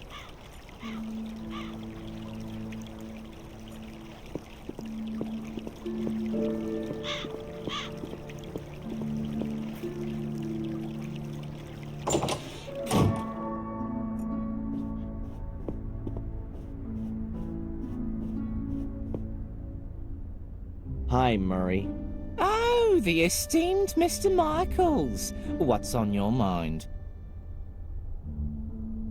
The woods around Willow Creek are pretty gloomy. The woods are quite exceptional, I'll have you know. Full of ghosts and demons, if you like to believe the local folklore. The perfect backdrop for all of the grisly murders that have happened here and are, regrettably, yet to come. You can hardly wait, right?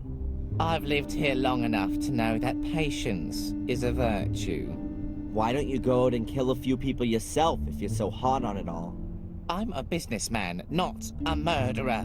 A small but absolutely fine distinction, Mr. Michaels. So there, you've got your stupid photo. Happy? Oh, I can hardly recognize a thing. Me in front of the castle as agreed? Okay, off to the cops, Murray. I'm sure you know how important my exonerating statement in the Valley murder case is. Murray... Okay, I'll take it. First, go to the police station. All right, then I'll go today. I'm an honorable businessman. And I'm a possessed madman. I suggest taking a rest in your room first, and then when you wake up, everything will have been sorted with the police. I really could use some sleep.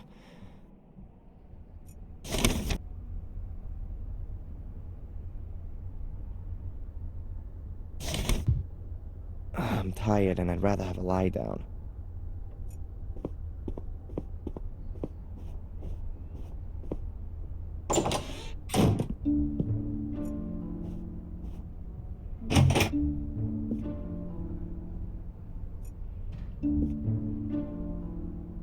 Huh. Someone shoved something under the door.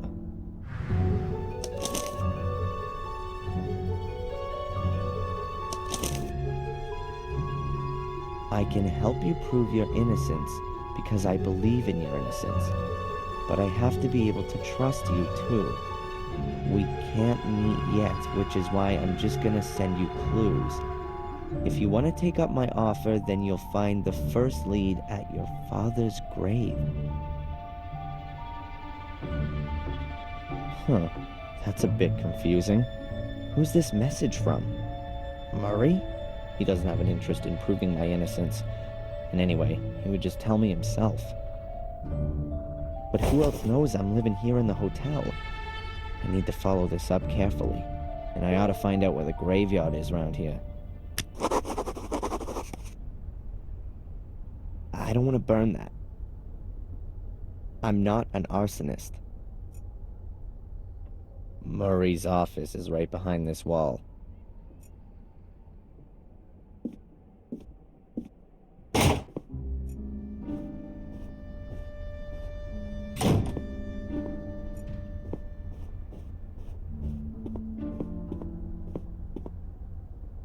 Hi, Murray. Oh, the esteemed Mr. Michaels. What's on your mind? Is this note here from you? Pardon? No, I speak to my guests personally when I've got something for them. Was there anyone here asking for me earlier? No, you're simply not well known enough. But that'll soon change, believe me. Murray, do you know where the local graveyard is? A graveyard? Didn't you want to take a rest? I'm not up for resting anymore.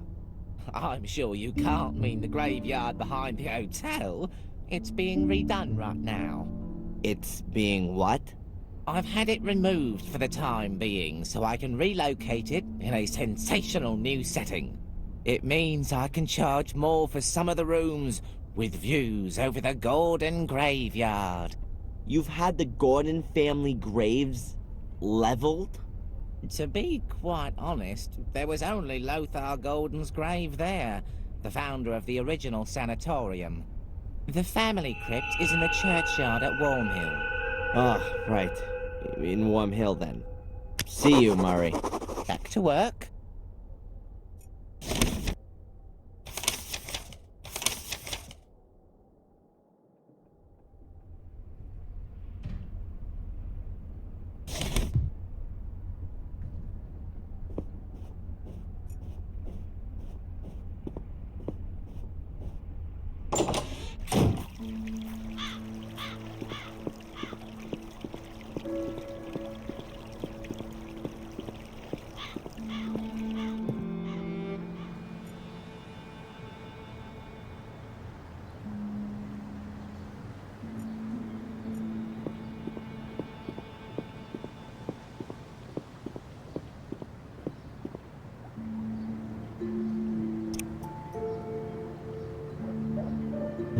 She doesn't seem to be in.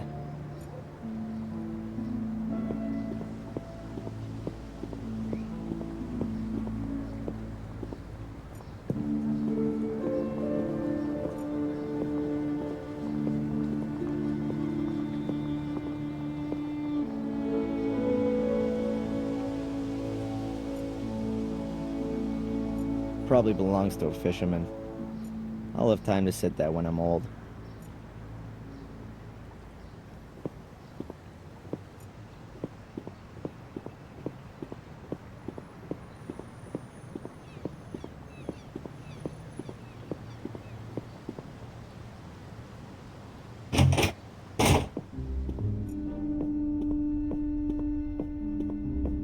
Do you have a moment, Inspector? If you're quick. There are beer cans and fireworks lying around in front of the castle. Are there often parties up there? Yes, but it's just a bunch of 14-year-olds. It's some kind of test of courage for them to piss over the walls of a haunted castle. Is there nothing you can do about it? What? Put up some portaloos? Perhaps you can tell me where the nearest graveyard is? Do you want to pay your victims a visit? Try Warmhill. What do you know about Warmhill? Warmhill, the only village in England that's even smaller than Willow Creek.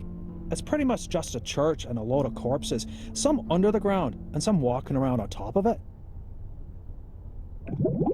Have there been any breakthroughs in Miss Valley's murder case? We've arrested a suspect, a young American who was seen with her and asked her about the murders here in the village, probably with perverted intentions. Yeah, I know. Anything else? I just won't admit it. That makes me very sad. Oh, just forget it then. How can I convince you that Angelina did all these things? Make her confess. She's dead, remember? Then show me the corpse. I'd love to, but she fell into the abyss. Yeah, the lava. I know. Go and annoy someone else. Why don't you just bring in a couple of earth movers and dig out the academy? You'll find the answers there. And who's gonna pay for it? You? Apart from your statement, I've got no evidence to suggest that there's anything to be found there. You're not the most believable of people. Have you even asked yourself why the ruins collapsed? I even got experts in, and they were all in agreement that the ruins collapsed due to disrepair. It was all ancient and decayed. Nothing to do with an evil conspiracy. That's all for now. I'm keeping my eye on you. I don't have any further questions for him right now.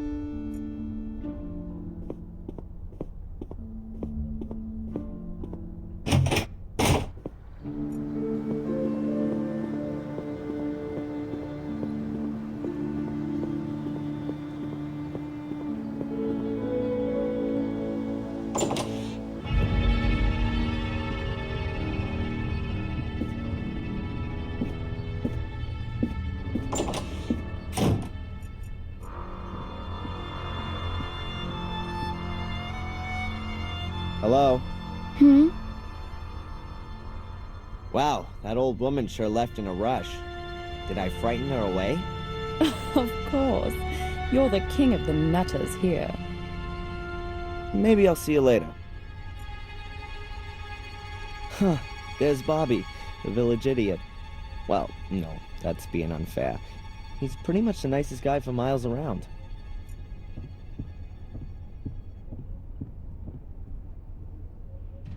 Hello, Bobby. Oh, hi, Darren. Is it true that you're evil now? No, Bobby, you don't need to be scared. I'd never do anything to anyone. The others said that you set fire to the castle. You shouldn't believe everything people tell you, Bobby. I'm innocent. I was just in the wrong place at the wrong time. That's what Tom says all the time, too. Okay, Darren. I believe you. Tell me, Bobby, do you know the village policeman? Yeah, but I don't like him. Tom doesn't like him either. What's your brother Tom up to, then? I don't know. He's not around much right now. But that's good, too. He said he's going to kill you if he finds you. Do you know the old lady who left so quickly earlier? That's old Dorothy. She's funny. She always comes here and picks up old cakes. She gives them to goats. I like goats. Aren't you working in the museum anymore? No. Mrs. Puff sent me away. The mayoress sent you away? How come she did that? I didn't take enough care, she said. I did lose the key. Oh, I'm sorry about that. Are you working here now? Yeah, but not for money, but for Denise. She's my new girlfriend. I help her out. And what does Edward have to say about that? Nothing. He gives me a cloth and a wash bucket. I get it. The waiter, Edward, is he pleased that you're helping her as well? He'd send me away, but I always came back. Then he said that if I make myself useful, I can stay. I'm not allowed to just sit and stare at Denise, because people would get scared of me. I don't like it if people are scared of me. I don't like that either. Edward said as well that if I touch a cake, then I'll have to eat it. And they don't give me coffee anymore because it makes me ill. And is Denise happy you're helping her out? Yeah, she gives me muffins and chocolate. That's kind of her. But I don't want to have it for nothing. I'll pay for it later. I don't want her to get into trouble. That's nice of you, Bobby. You really like her then? Oh, yeah. Denise is much prettier than Mrs. Puff. She's even more beautiful than the sun. I'd better be going. Okay, Darren. He's living in a lovely, colorful soap bubble. I'll burst it later.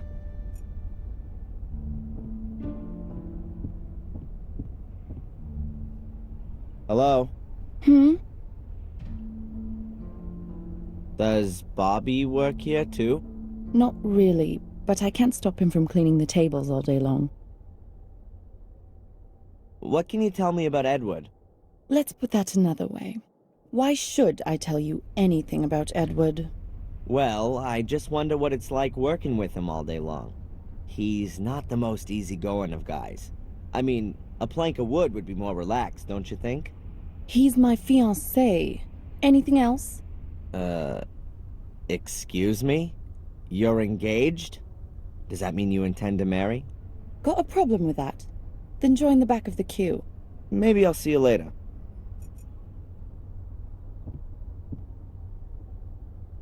How you doing? Wonderfully. What can I do for you, sir? Do you know the inspector? Of course. He's a very good customer. Perhaps a little too good. He likes to keep Denise from doing her work. And she likes being distracted. So maybe it's not the right job for her. On the contrary, sir. I tell her father time and again she's absolutely the right woman for the job. Even the workmen from the castle come down here for a coffee. I really couldn't imagine anyone better for the job than her. You and Denise are engaged? Yes. Our families have been friends for generations. We spent our childhood together, and we will spend the rest of our lives together, God willing. God willing. And you? Is that what you want? Of course. Denise's father has already made me manager of the cafe. Well, that's certainly a reason. It's a huge responsibility, but waiting tables means a lot to me. It gives me great joy to serve our customers. Let me guess. You'd rather have become a butler. Indeed, sir. But the position in the castle was already taken. Besides, Denise's father needed a successor for his business. You actually wanted to work in Blackmere Castle? Yes, sir. But her ladyship chose Sally instead of me. I still don't understand why. Sally lost her life in the fire. You should be happy you didn't get the job. Perhaps, sir, if you say so. I'd better be going. Please do us the honor again soon, sir. Later. I've asked all I want to know for the moment.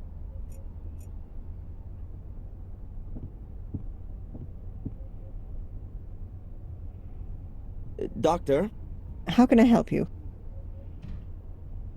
Can you tell me where the graveyard is here in Willow Creek? You'll have to go to Warmhill. The graveyard's there. What can you tell me about Warmhill? Well, not a lot, really. It's a little hamlet that belongs to Willow Creek. There are only a few people living there. Most of the houses are falling apart. I think it's where all the miners used to live. Catch you later. Take care.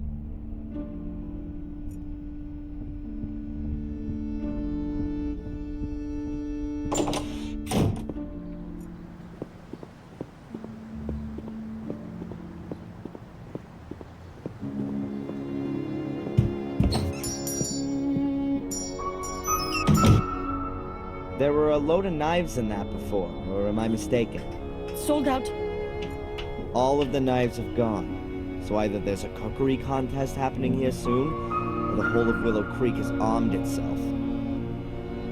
The sales girl was terrified of me. As long as I don't ask her any questions, then I probably won't give her a heart attack.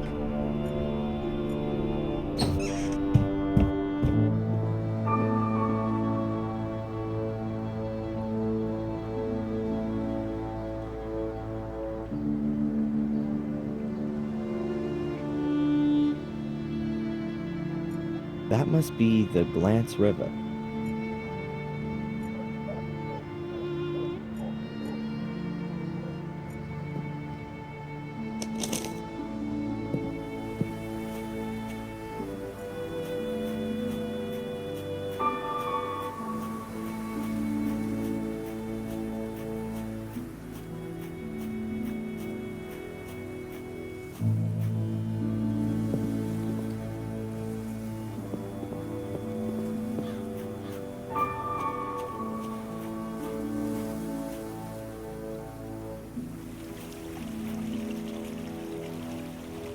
It's really overgrown back there.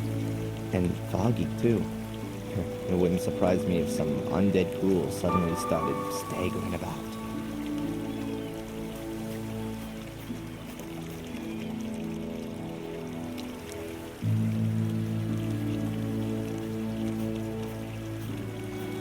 According to the map, this stream's called Old Wansford.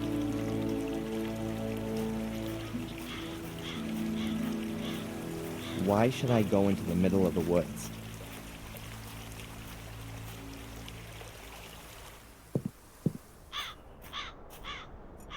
Warmhill Church. 800 years old and no spire. Very unusual.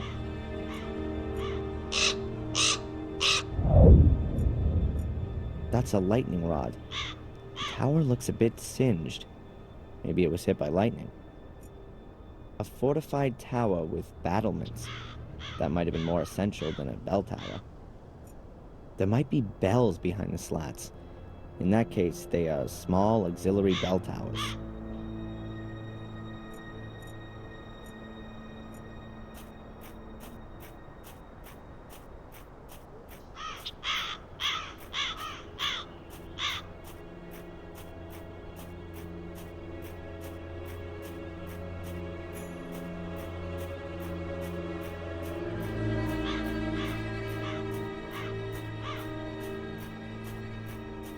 Locked. That's probably the priest's house back there.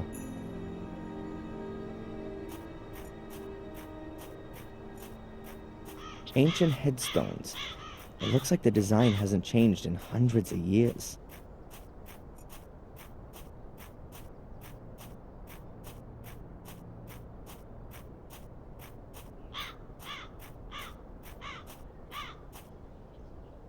That's quite a recent grave. There are even a few flowers still lying on it.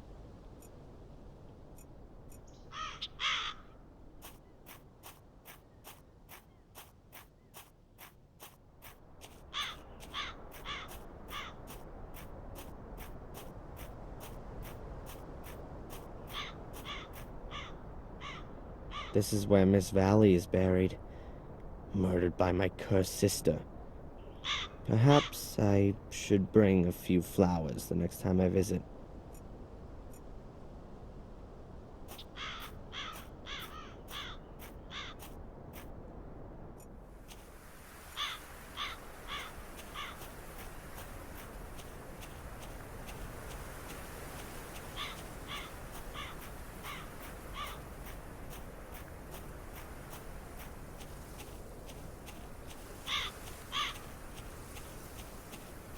Locked. That's probably the priest's house back there.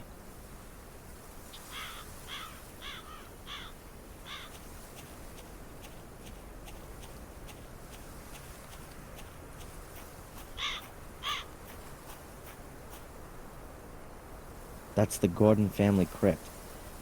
The musty skeletons of my ancestors are just behind this door. I'm not interested in paying them a family visit.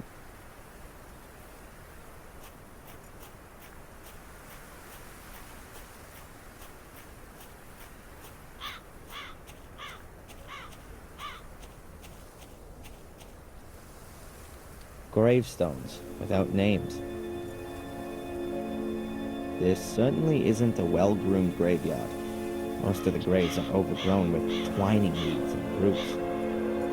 The wall has collapsed right in the middle without having a demolition ball taken to it. It takes a few hundred years for that kind of thing to happen. Wow, the fence has really been battered. If we were in India, I would say it was a herd of elephants.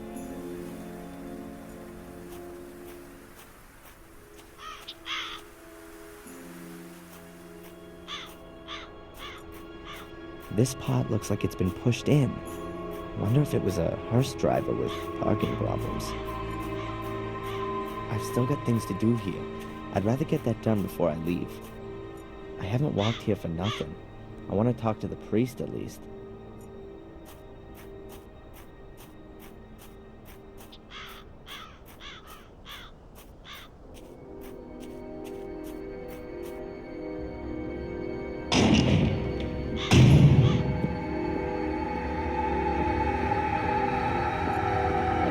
Stained glass window for optimum illumination.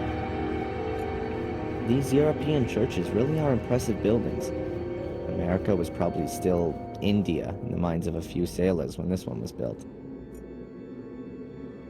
Bare wooden pews. Very inviting. They really make you want to kneel down and pray. Who's that? That doesn't look like the priest.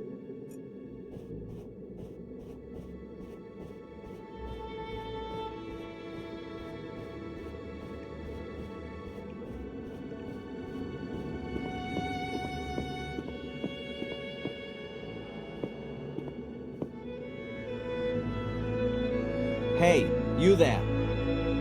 Good morning. What? Oh, I'm sorry, lad. I must have nodded off. In the confession box? The bench has a cushion on it, at least. You're not the priest, are you? God forbid. I'm Mark, the grave digger.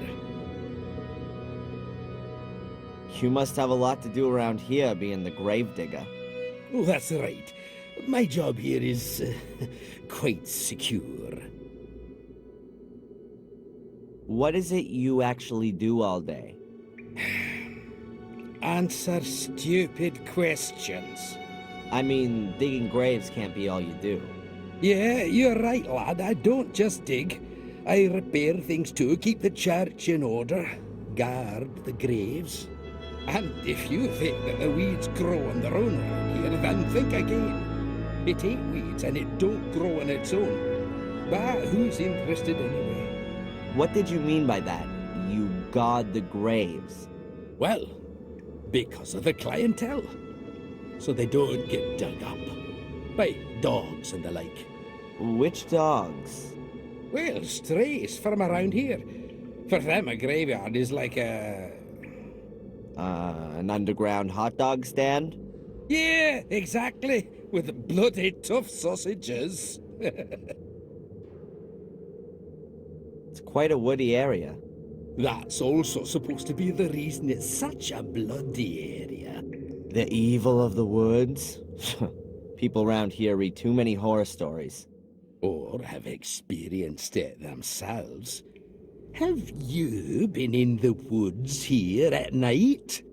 No. They say there's plenty to see.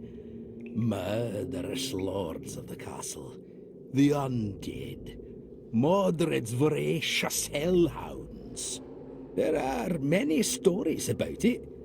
Probably as many stories as there are people here. The woods around Willow Creek strike me as being particularly creepy.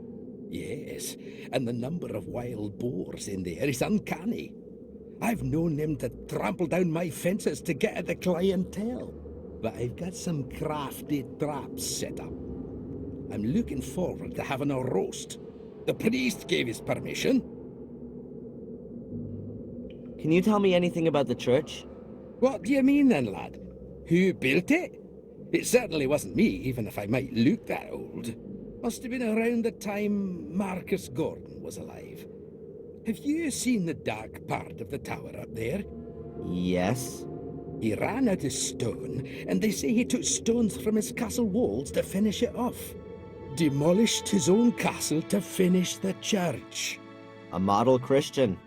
Perhaps his time was running out. Got himself buried in there in the end. A crypt that's 100 feet tall with an altar and a bell tower, all for him alone. What a modest man. All those toffs are. No, he treated himself to an extra crypt underneath the nave. But it caved in 12 years ago. Nobody can get in there anymore. You don't happen to know, being the gravedigger and all, where Samuel Gordon's grave is? He must have been buried in 1981. That's a tough one, lad. So many people died here 12 years ago, good and evil alike, in the strangest of circumstances. I really can't remember who ended up where. You'd be better off talking to Father Frederick, the priest. Perhaps he can remember.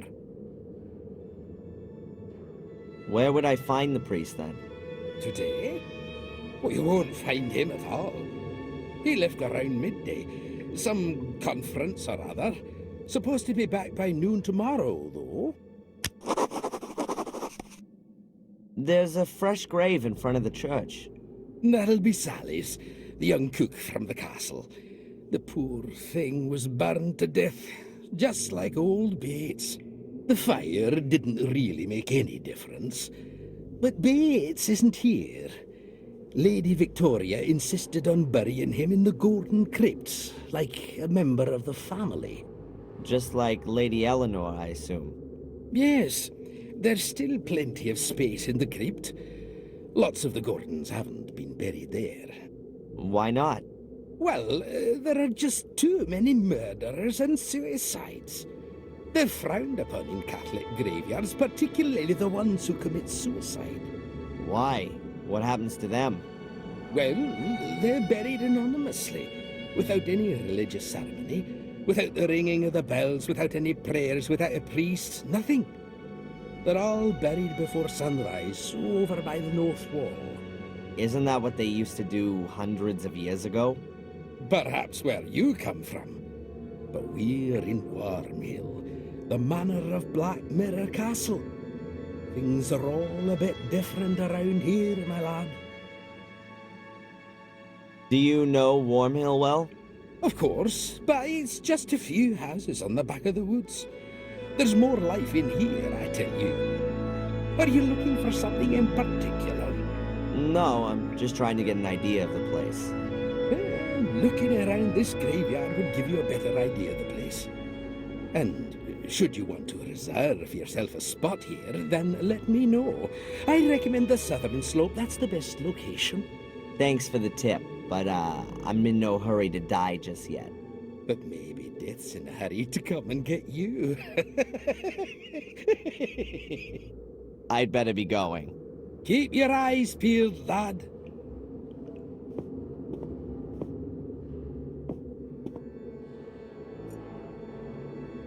I'll leave him in peace for now.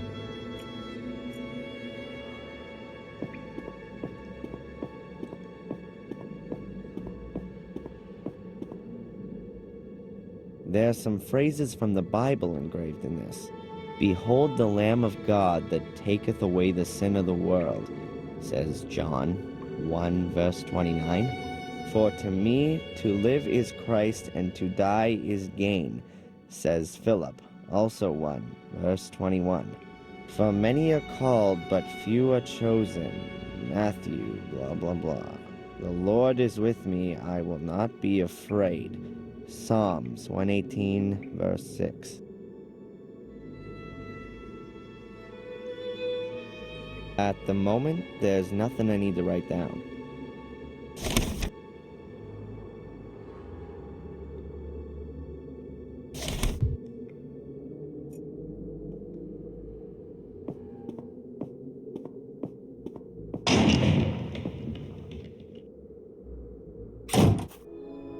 Oh, is it that late already?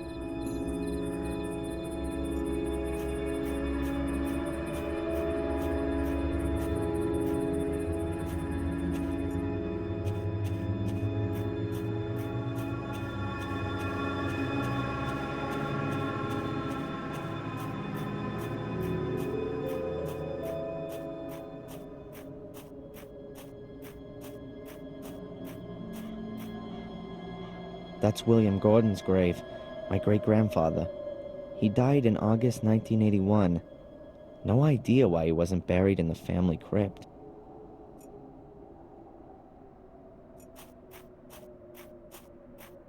Nice idea for graveyard tourists, but not for me.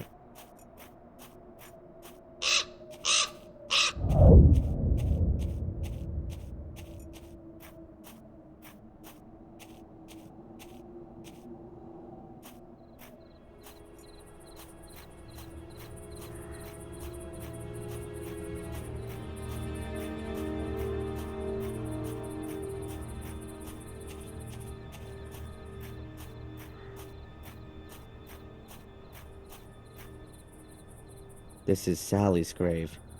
She was murdered. That's a walking map of the area around Willow Creek. I don't want to use it at the moment.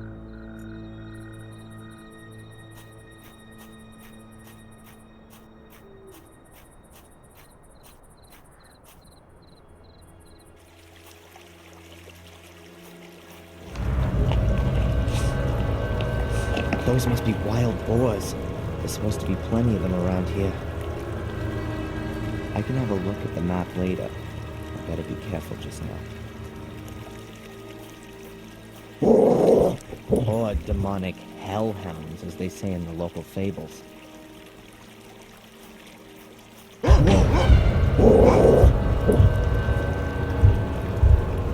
better get out of here fast if I don't want to get mauled.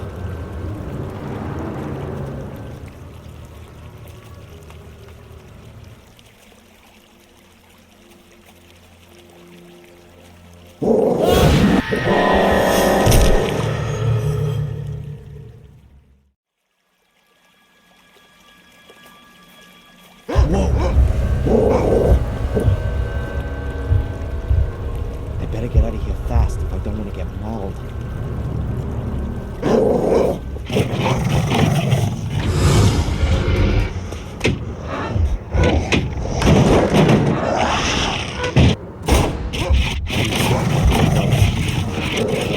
can't keep this up for too long. How come I'm not waking up? This must just be a nightmare.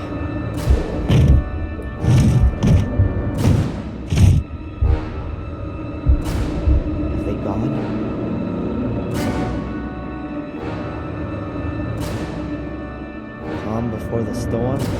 I think I better wait until those beasts have lost their appetite.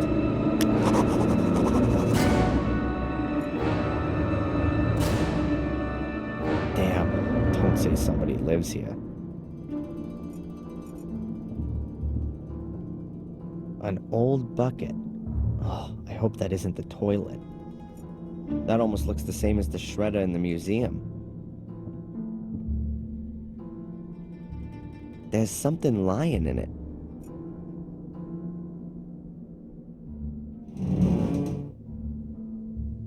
It's soft, damp, and cold. Yuck. No thanks. I don't really want to know what's died in there. A box that's just rotten away. Don't want to know what's in that. A couple of luminous smiley stickers. Whoever lives here must be scared of the dark. It's much too dark here. I can hardly make out anything on the map. An oil lamp. Doesn't seem all that old. Maybe it still works. Oh, that's better. I can see now.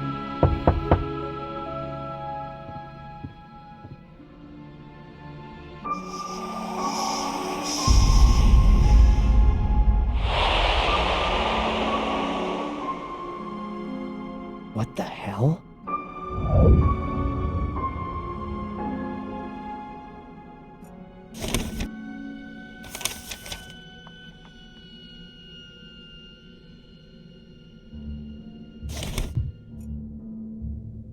I hope that the light doesn't attract any wild animals, or worse. Nothing more to see.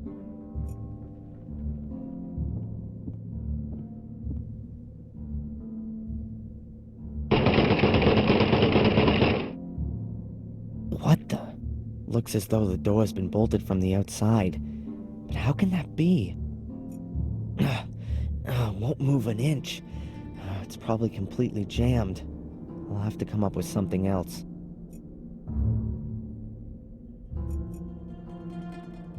Another door. Let's see now.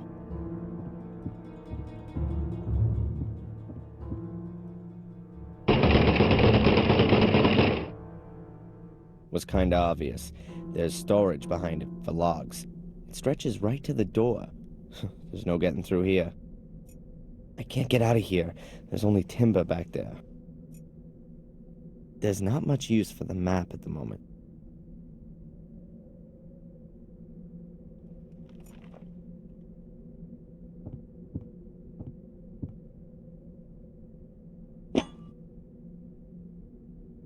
A file. The escape tool of choice. In the comics, at least. The file is worn down. At the very most, you could file your fingernails with it. It's nowhere near being good enough to file a window grill. Oh well, let's take a look then.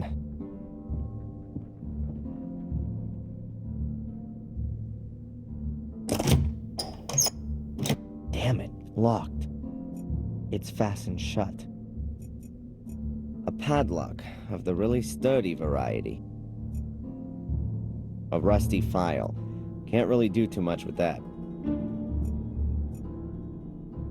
I'd need years for that. I reckon the lock would grind through the file instead of the other way around.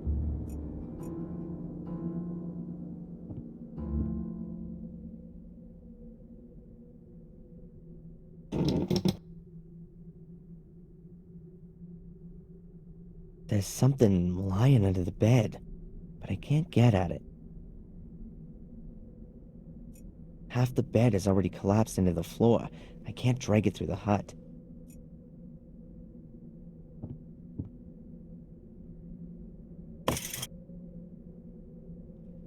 A rusty old garden implement. A rusty old rake. I don't want to put too much pressure on it or else it'll just dissolve into dust.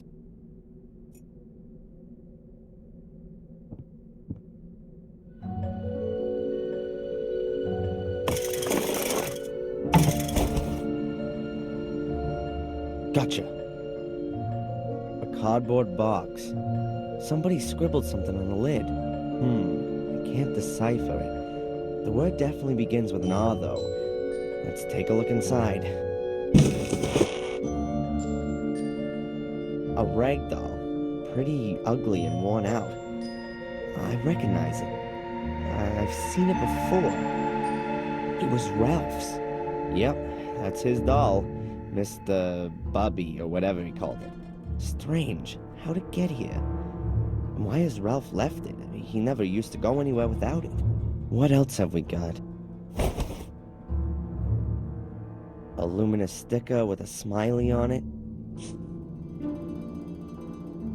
And a cork from a bottle. This must be Ralph's shack. Or his hideaway.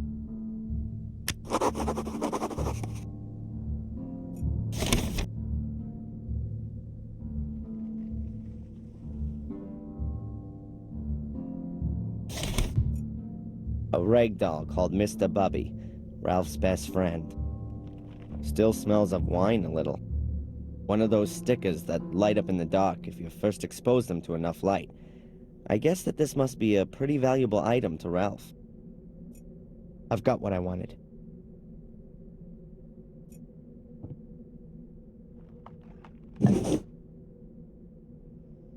I'm guessing that's paint thinners or gasoline for cleaning stuff. Ugh, smells something like that at least.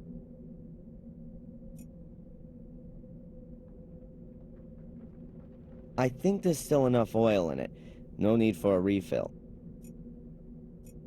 A peculiar shadow. I think I know where that mysterious shadow's coming from. Well, how about that? And so the key falls into my possession. The rusty key from the lamp.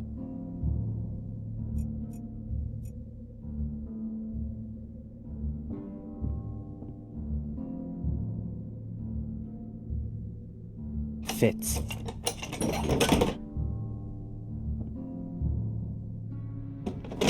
As I thought, full of junk. So let's have a look. Damn! That looks like one of the robes and the masks from the order that was after me. But at the same time, it's also proof that the order existed. I'll take it with me.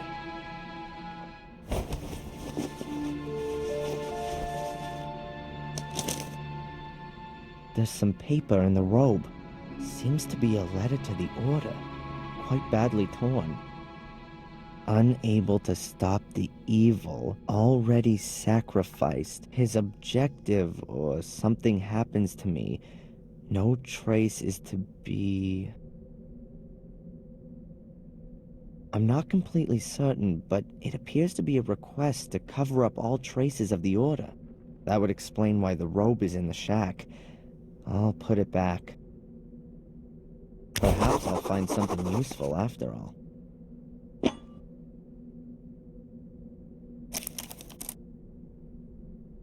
A corkscrew and a yardstick. They look in reasonable shape. I'll take them. Whoa, a chainsaw. I've got a feeling that this baby's gonna come in handy.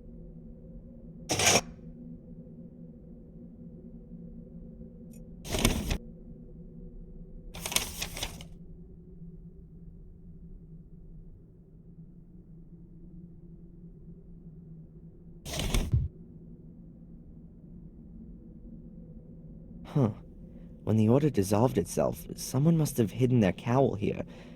Only question being, who? There's some... Seems to be unable to stop... I'm not gonna... That would explain why...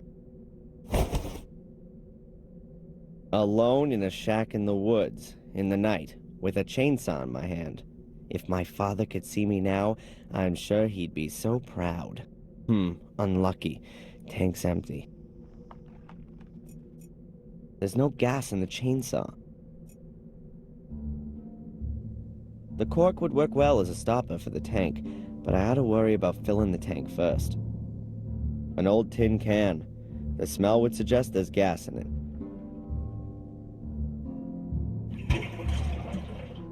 The tank's just about half full. Hopefully that'll be enough. I filled up the chainsaw, but the tank's lid is missing. I don't think it's a good idea to start it up as it is. Alright, that ought to hold. Now we can get going. Not a good idea. If I destroy the door and then find out that the dogs are still out there, then I've got a problem. The window's barred. I wouldn't get too far with the chainsaw on that.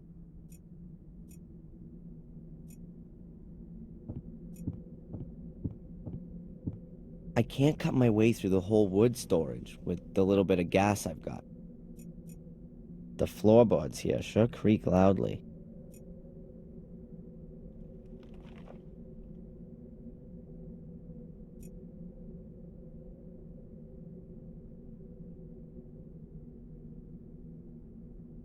There's a hell of a draft through the gaps in the boards. This shack's obviously not built on solid ground.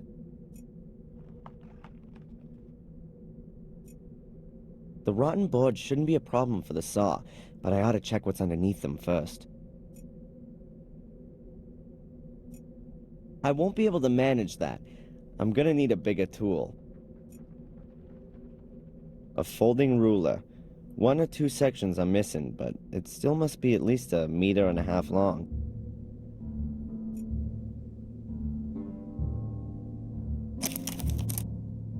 Interesting. There's at least 1/2 meter of space below the boards. The shack must have been built on stilts. The next time I'm being pursued by hellhounds and hide in a shack, I'll look out for that as I go in. Alright, tanked up and ready for action. Now where are the zombies? Bring them on.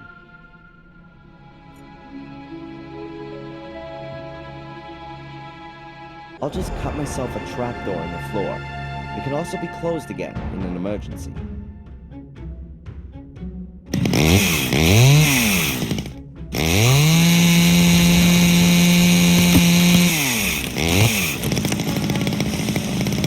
Cool. I can sneak outside through the hole.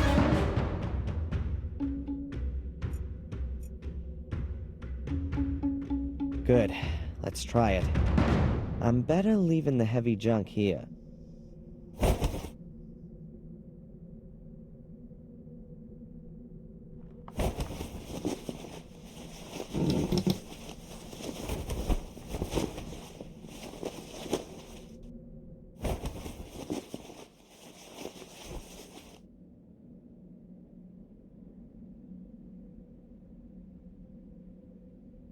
Good. No wild beasts for miles. Weird. No tracks. The beasties couldn't have just disappeared into thin air. Oh no!